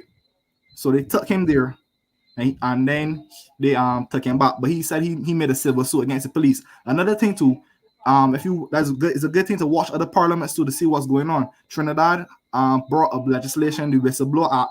In addition to that, they brought a legislation so that civilians could basically put reports or place reports against police officers if they're corrupt or they're doing things they're not supposed to do, right? So he made a civil suit against them for taking him away from his neighborhood. So all of this is going on, right? And it is influencing the music and the way how they speak, how they things. Even give me yeah. Mm-hmm. That was Okay. my grandmother. Excuse me, sorry. Yeah. Right. I know. So Yeah. Go ahead. When if you need to go and come back, come go. no, she just wanted to know if it was on the show. She's Yeah. watching. Okay. And anyway, so pretty much what I was saying, the behavior in the gang culture is influencing the music. Even from the symbols they put up, I will not put them up. The disrespectful symbols they put up about each other. The videos, they actually get actors to look like they're the person that they're against and make videos. That's what I was saying. Kman 6 made a video, and if you see the actor, you look at the person, the gangster that he made a video about, they look alike. That's what they're doing, right? What else happened to And you're saying that is because one would be one would think that it would be a lot of the music coming out of Jamaica, but it's really the Barbadians are feeding on Trinidad. Guys, listen to what he's saying. Yeah. not only that Walker Dan, he's dead. He made a song saying disrespecting the biggest gangster, right? And they killed him for that. I mean, literally, his song was very disrespectful, but they killed him for it. The highway shooting, that was because of that. It got so bad to the point where the police had to allege it was on it was on the news, it was on Trinidad news, because I follow, just as I told you about St. Martin, the situation in St. Martin, I follow what's going on in the region. It is alleged. The media said they have reports that they picked up Kman after the highway, right? After the highway shooting, and they also got Tyson, who's the leader of 6, and Prezi, who's the leader of 7, to come together, and that's why they got a little bit of peace right now. That was from an actual official news site. And then what is his name? I'm gonna send the information to you, Marcia. Because I believe being able to verify things, you could. As I said before, if you want to find out more about what I'm saying, John Crow 6 is the person they took to the other neighborhood. You Kman 6, that's his name. You could do your own research about these things. I'm going to do that before I go to bed tonight, because it is important, guys, Janine and Dr. Ferdinand, that, and everybody that's listening, that we understand where our children are at, what's going on. Because until I heard theory a couple weeks ago, I actually thought that it was a music out of Jamaica. I didn't even know about this Trinidad music. I will speak to Senator Nakid about it and probably get some people from Trinidad and really begin to look at that, to see what's happening with it. You We know, still we still listen to Jamaican music, but it's not that serious. Oh, I should go further back in the history. The 16 came from an artist called Squash because he signed Rebel Six, mm, right? This is from me doing my research because I believe, right, as I said before, Ferdinand alluded to his agreement with me. You must be able to understand what's going on in this region because person could say we need to do this, we need to do that. But at the end of the day, as I said before, to use the perfect example, if you don't come down to a person's level, like the youngster that Timon, I had to come down to, and we sport him, not come down, but you know what I mean, not in a mhm, disrespectful manner. But we mhm, came to the level that he was at. Then he respected us. Like for example, he didn't want to play the sport. I said, all right, here tune, right? And I using my Bayesian dialect. This is exactly how he spoke. I said, tune. If you could kick this goal, and he did it so perfectly, right? You ain't gonna do this sport. But if I score, you gotta come and try this thing, right? I mean he win. I get that he win. Shit, he win. But the thing about it, he has so much fun for that little challenge. You might say, yeah, man, I can't do it, man. And every day was at that camp. He used to, yeah, sir, man, respect, man. Yeah, sir, respect. Oh, you playing so, man, sir. And I not that older. Like him, he's probably 15 thing. But when I tell you, he used to do some strange things, like I mean, like from things that he learned from me, but it'd be like, Timon Stallone, I don't know if he could think, but if you ask him, he would add to what he's saying, and he would do some things, be like, nah, don't do that. So when you come to you meet a person out where they're at, you're going to be able to connect with them. That's that's point the blank. point. Yeah, that's a big So point that's what there. I'm saying is integral for persons at the helm, even the opposition leader, to understand. You might not like the music, you might can't tolerate hearing it, but you need to understand what is going on because it's influencing our culture. For example, there was this whole thing about Barbados boat. There's nothing that is new. Mr. The Minister of Crime Prevention, Corey Lane, he mentioned it. It was two. He said the two gangs were six and choppers. That's when they had the whole situation in town. But really and truly, there's been there's been certain changes in that. You have to understand. I will not allude to that on the public sphere because that is going close to home, right? But there's been some changes too. But it's all based on the music. It's all based on the culture. How we dress. I mentioned that the whole gold chain thing is status of wealth. No, I'm not saying that that's a bad thing. That's not for me to say. It's a good thing, not for me to say. But at the end of the day, you must understand what is going on to be able to help alleviate the situation instead of saying we need this, we need that. I agree with Shaquani in terms of guidance counselors because I believe guidance counselors are understaffed. But something I must say before I stop, and it's very important to me, right? We take the police officers for granted. I see all these loans in the country, about 100 million this, 200 million that, all these loans. But how you can have a police force and you are not paying them to the level at which they deserve? I expect them to do the job. You're giving them long hours to work and expect them to do the job. It's a very How is dangerous work too. it's very dangerous though. And not only Very that, dangerous you work. have you have police officers and they cannot get the equipment that they need, the best standard of equipment, and expect them to do the job. Right? And I'm not going to blame the top brass. The top brass are accustomed to doing reactive policing. That is not their fault. That's what they've learned. Every police officer, that's what they've learned. You cannot blame them for who they are. That's what they've been taught. But someone needs to bring it to the table that the reactive policing is not working. We need to bring proactive policing. I should see the police officer as a hero.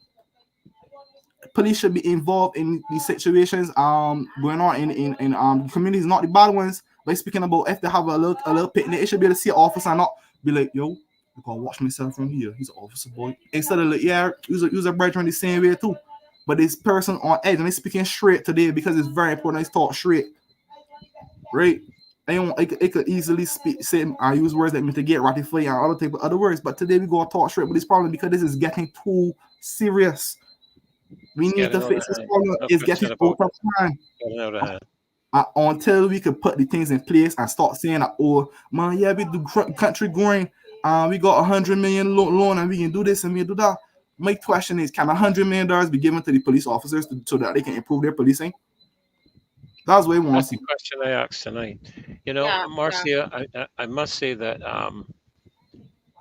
when I listen to this, I you know, when I listen to this and I look back at the press conference the Prime Minister had, the Prime Minister has obviously not engaged these young people, because you can't possibly engage these young people and talk about sending Barbados police ban out to address this matter, and to address a crime in the society, because you're dealing with a totally different demographic, totally different. I mean, to me, this is where the conversation has to begin. It has to begin with these young people, hear what's going on, then you can begin to enact policy and discuss policy. You can't set policy and then come to determine what the young people are going to be engaged in. You need to talk with them first to hear what is happening, hear what's going on. Then you can start to look at implementing policy.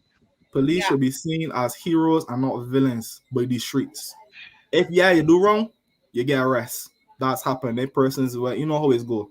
But Yeah, the youth, the younger ones, the ones that can like 3, 4, 5, 6, 7, should be so yo, I can't wait to become a police. And you wanna know what I know I am right. And I'm not saying that I'm saying this in a cocky or egotistical manner. no, I you're tell you, right. I know I am right. Because you have a shortage of police. If we did proactive policing, we will see police will go say, but we can't have everybody. They're going to work in the Cayman Islands. Yes, I have a cousin who's Yeah, gone to the King Islands. pay them very well with many perks up there. Many. Correct. Exactly. Yeah. Right. This is a real conversation we have in Barbados. Real conversation. And we Mm. need to have this conversation. This getting to by 25 and 27 weeks straight. yeah, Yeah. And they may seem like I getting emotional about this matter, but trust me, I fear is me talking straight today as a Barbadian, as a Bajan. When I see the number, somebody tell me another person going is one, if that's my cousin, if that's my brother that live in certain areas though. And that's hurt me. My heart started beat 3 and 4 times. It's gonna message them as I'm telling you, bro, got you good? It's gonna ask that question. Because it's be scary. When they hear the neighborhoods be like, yo, Z live in this area, but when how the whole situation in Silver Sands, it is scared. You want to know it? Have a family member live there, and the exact place it happened. He lived close. That bullet could have gone through his house. I know people used to me speaking with a level of political manner, but speaking as a Barbarian today, straight, a young person. I am tired. I want change. I want that when I see the next conference when the prime minister say we're giving the police every resource they need. The top brass get every resource they need, because at the end of the day, people is blaming the police. This is police that. We can't blame the police. The police need to be supported. The police should be seen as heroes, point blank. And the ones that, well, I don't know who corrupt and who ain't corrupt. Well, the situations that going on in there, that will get deal with too. That's not for me to do. That's for whoever in charge. That's alleged. Whoever we say every officer is a good officer until proven otherwise. And I yes, believe that to be the case. I've encountered officers, and I'm gonna stop here. I've encountered officers that come and how they treat people is be good, and they got some that don't. But at the end of the day, it's not their fault. If you remember, police officers go through training, you will start as a rookie and you will move on, you'll be trained. That's learned behavior. That's what they've seen to be acceptable policing. It's not their fault. The top brass, how they operate, is not their fault. So if you come and say this and that and whatever else you want to say, I'm not going to allude to what person say in the public.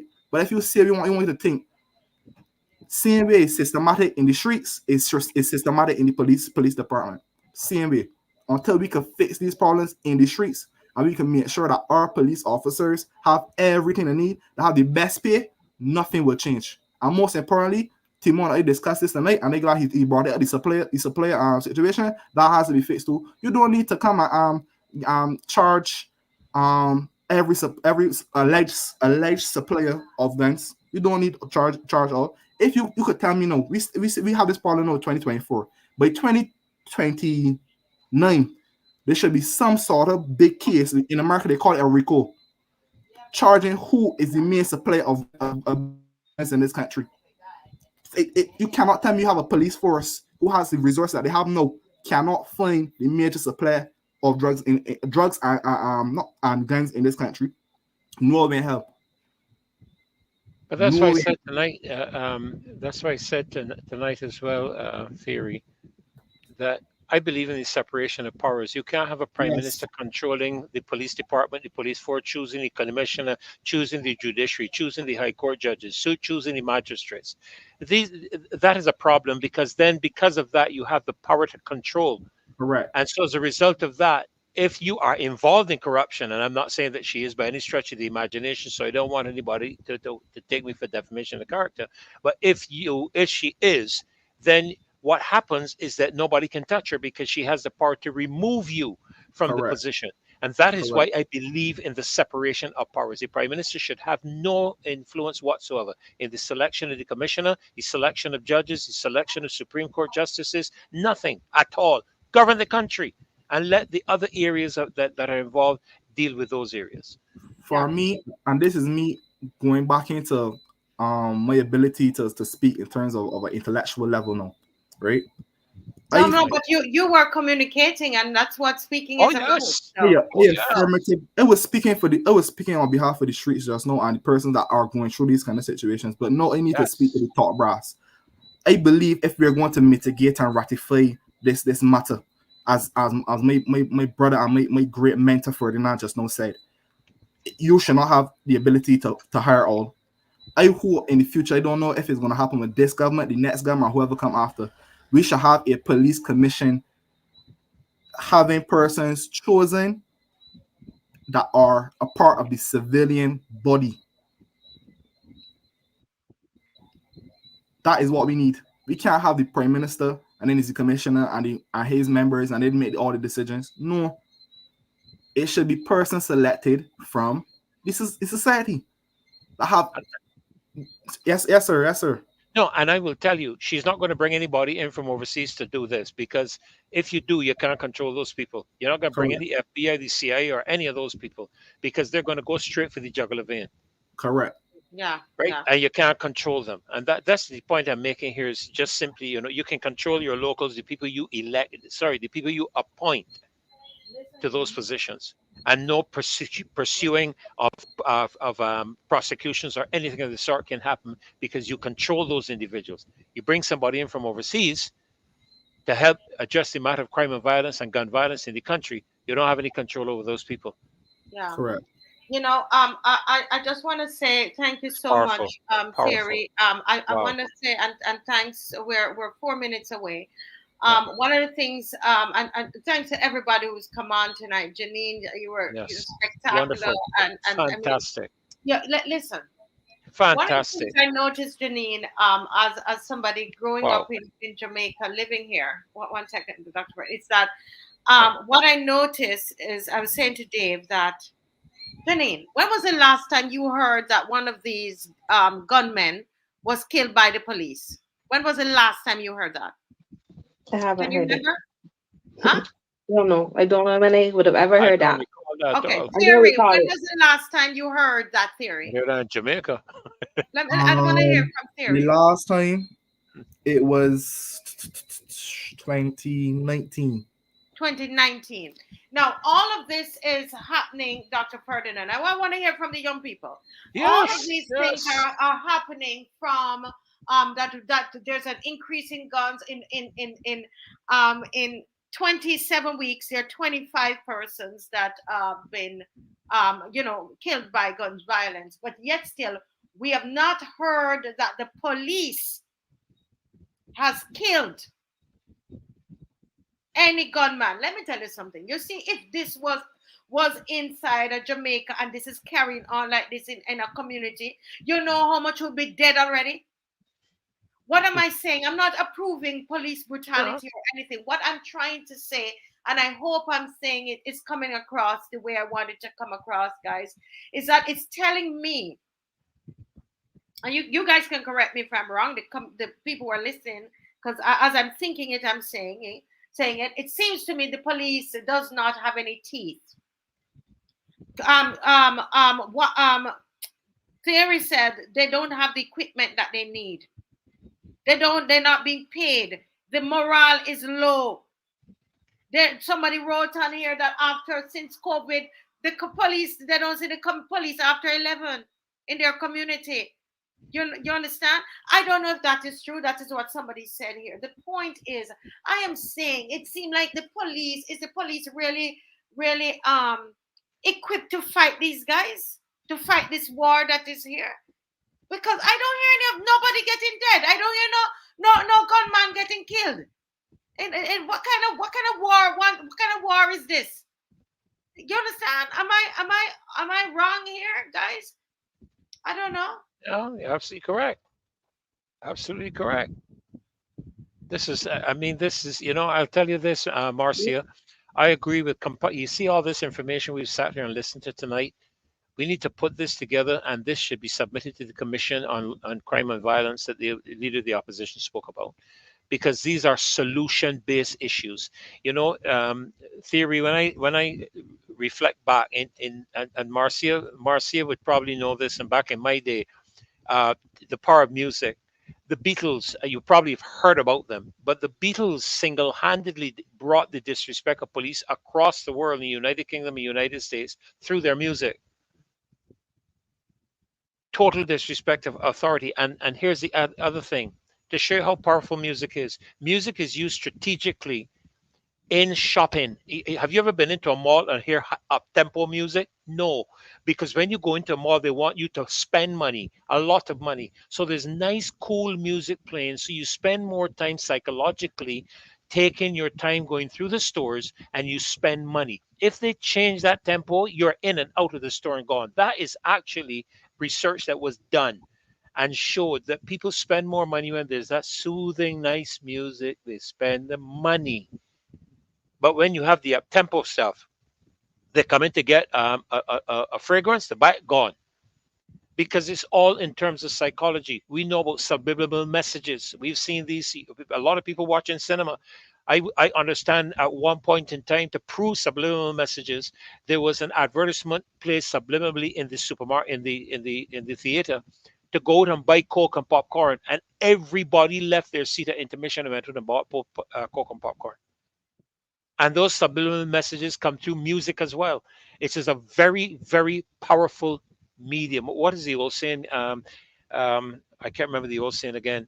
It's something like, if a picture paints 1,000 words, then why can't I paint you? But there's one about music, and I can't remember it right now. But that's the power of music, and really, I appreciate so very much, Marcia, what I've heard from these young people tonight, and I think this is a great start to be able to present to the Commission on Crime and Violence. Yeah, That's the thank you truth. so much. And I That's the want to truth. ask Rameem and some of the others, I can't remember, if you can capture the things Please. from the chat for me, please. I'm very serious about putting something together for the commission on crime that is going to that they're setting up through the leader of the opposition's office, that they're doing, because we I think that it's important that we do that. But it's 10:02, Janine, and we want to just say our parting words tonight. But it's been very, very rich. We're waiting Oh, to see wow. if Kimar could come on. Did you hear from Kimar, Dr. No, Ferdinand? I didn't. I didn't. You didn't hear from him. No, I didn't hear from. I was hoping he would have joined us about 9 o'clock or so to give his input as well. But Wow. I'm This sure is. we will hear that another night. Oh, And wow. as usual, as we were saying, Caswell was not on tonight. I don't know if you had a chance to speak about that, but Yes, I did. he, Yes, I you did. did, right? He was At the very feeling a bit beginning. fatigued, and so we will wait until he gets the rest that he needs, and will be back with us. Wow. Thank you all so much that have been asking what's happening with him and so on. He's getting some rest. But look at the young people; they're here and they're doing Wow. a fantastic job. I'd Janine, love to sit down. I'd love to sit down and just have a conversation with all of these in a yeah, singular room. this is That's the what, and truth. you actually somebody from the BYDC. Did I say that right, Theory? Barbados Youth and Development Commission. Is that it? He was saying they had a meeting, and I wish that we were able to play tonight, but I wasn't as prepared for the show as I wanted to be. But I'm going to play it another night, and he was asking for the Prime Minister to sit down and to have a conversation with the young people before they decide on what they're going to do. Because, and I agree with him, because I think Barbados has it. We've got Yeah. the answer. The answer is here. The answer is in Barbados. But Janine, what do you want to say to our viewers before we close tonight? Half a minute. Okay, guys, this one, thank you for having me on. I do really do appreciate it, and I did enjoy every part of the conversation. But what I want the public to really be on to quickly, even us as a people, all of us on a whole, I think that we also judge young people. Like Shaquani brought it up, but she just made over rape.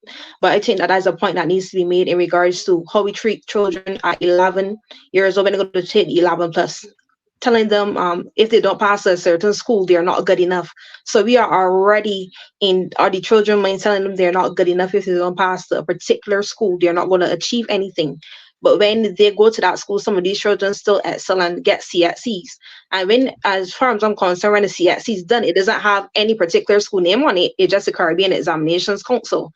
But we, as a society, in regards to we do apply peer pressure to children, allowing them to feel that they are not good enough in regards to a particular school.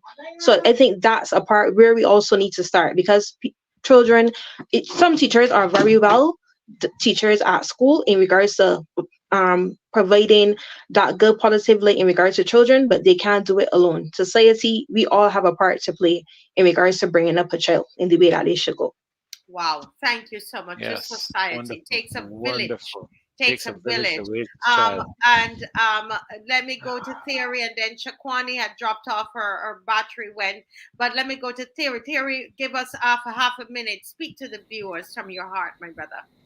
Uh, Speaking straight to Barbadians, pray, please pray. This is not one murder. This is 25.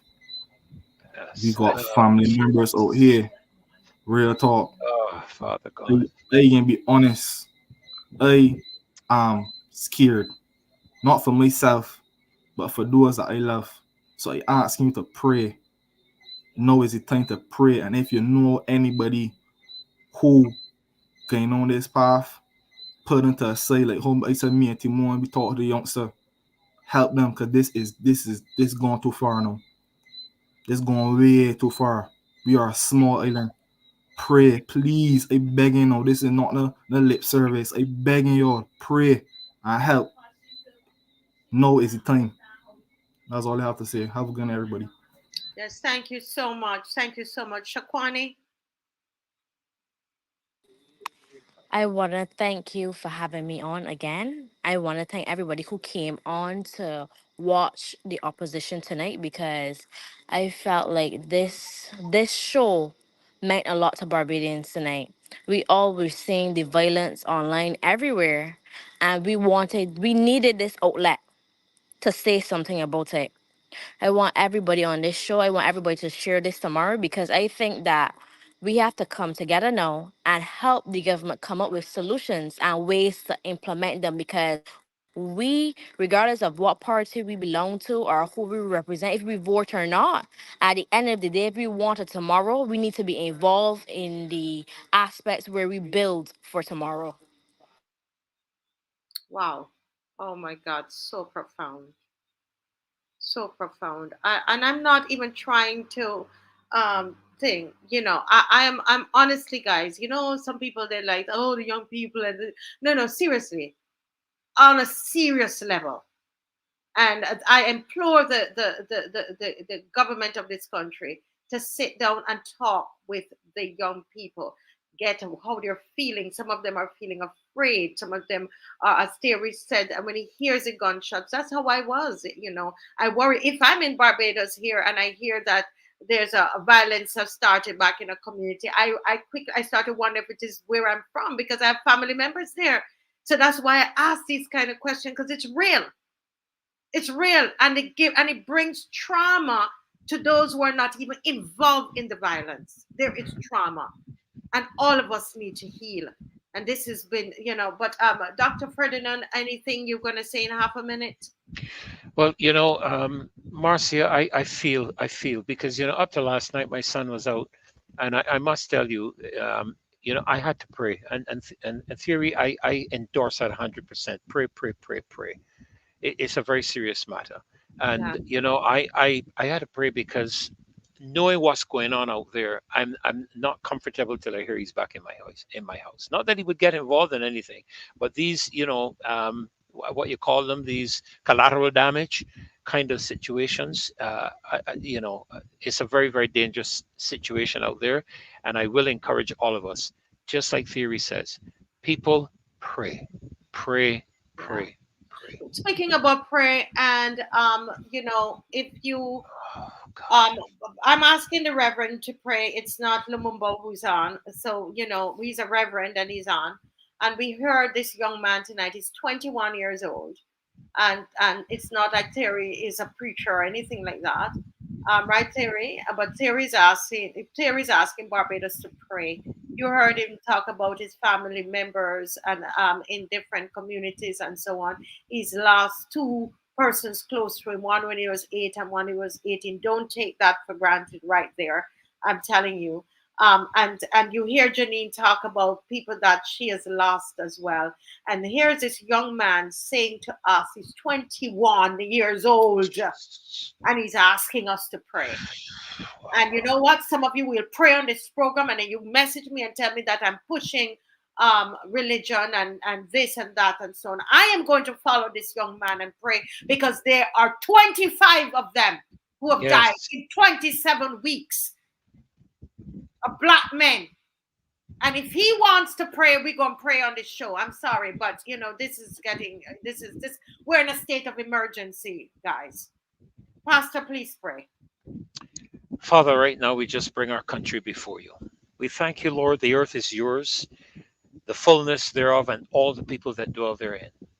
Lord, we know that you see everything that is happening in this country. And right now, we are praying for a number of things, Lord. We're praying for the exposure of those who bring weapons into this country. We're praying for the exposure of those who are involved in any way, shape, or form, guns, drugs, Lord, anything that is impacting our young people in this negative manner. We are praying for that exposure. Lord, even now, we take authority over the principalities and the powers that are executing their authority over this country. And in the name of Jesus, by the authority vested in me as your servant, as your ambassador, Lord God, I decree and declare the sovereign might and power of God over this nation. We release mighty warring angels to battle for the sanity and the salvation and the safety of this nation. Father God, we pray for the dismantling of every high place, dismantling of every place of corruption, Father God, every place of violence. Lord, we ask you right now to bring down every high place and every stronghold. We break the power of every satanic spirit over this nation. And we now ask for you to release your peace upon this country. Father God, lead the authorities, oh God, to expose and to take control of every area, Lord, to bring under control and to arrest those that are fueling these matters, Father God. We are asking you to intervene on the behalf of our nation. Even now, Father, we pray for the families of these 20 some, 24, 25 young men that have lost their lives. We pray that you will comfort them. We pray that you will come alongside of them, Lord God. You will place those individuals that will give them that support, Lord, and be that shoulder for them to cry on. But most of all, Father, we are praying that you will preserve our youth. You will preserve our young men. Lord, even now we take authority over that spirit of crime and violence in this nation. We bind you, and in the name of Jesus, we arrest your activity in this nation. And Lord, we thank you right now, even as we release the power of your spirit, the power of your angelic beings into this nation. We thank you for bringing this country under your jurisdiction and control, because this nation, oh God, belongs to you and all the people that live herein. So we thank you tonight for hearing our prayer. And we thank you tonight for activating these aspects for which we have requested you. In Jesus' name, amen and amen. Praise God. Amen. Thank you, Hallelujah. Theory. Amen. Thank you, Theory, for Father. that. And Thank you, Theory. Thank you. I want to Oh, say to wow. every person of faith that you're Yes. watching this, if you're a Oh, person of faith, you Jesus. could be a Rastafari, you could be a Muslim, whatever your faith is. I want to say to you, put the faith into work. In Take the name back of the communities. Jesus. Go into those communities. Walk in them. Go back and take back and we're going to do a show about that. Go and take those communities. Take the communities. If you say you're a part, you have faith and all this power. I know business which religion it is. Put it to the test. We have all the answers we need in Barbados. You hear what I tell you? It's all here. God bless you all tonight, folks. And we're going to be on again on Wednesday night, and we're going to keep this here. We're going to keep this by the grace of God, and we ending up on Sunday night with a big family meeting. We're having a family meeting at Hastings Rock with this situation. We're taking it all the way to Hastings Rock, and I hope these young people will come, and we will have that family meeting down there at Hastings Rock. Okay? God bless you all. All right? Amen. Bye-bye. Amen. God bless. Thank you guys for being here tonight. Beautiful. Powerful. Promise us a better tomorrow. Tell me that it's suffering done. Me attack the vote and let me down. Me attack the vote and let me down. She did only want little dealing, big contracts and not corruption. Me attack the vote and let me down. Me attack the vote and let me down. Barbados is too small for me. My pocket full, now you and job they promise me. And a girl like me want power and more money. You cry transparency, but that's a no for me. Promise us a better tomorrow. Tell me that it's suffering done. Me attack the vote and let me down. Me attack the vote and let me down. She did only want little dealing, big contracts and not corruption. Me attack the vote and let me down. Me attack the vote and let me down. That maths nor English, English, English, English, English. Pretending to be good, I pretending to be good, just pretending to be good. I pretending to be good, I just pretending to care about people. I just pretending to care about people. I just pretending to care about people. I just pretending to care about people. Pretending, and I'm pretending to be good at maths nor English. I just pretending to care about people. And I'm pretending to be good at maths nor English. I just pretending to care about people. I'm pretending to be good. And I'm pretending to be good at maths nor English. I just pretending to care about people. And I'm pretending to be good at maths nor English. I just pretending to care about people. All righty, folks. Good night. Good night, everybody. See you all on Wednesday night. Thank you, Dr. Ferdinand. Excellent job. God bless you.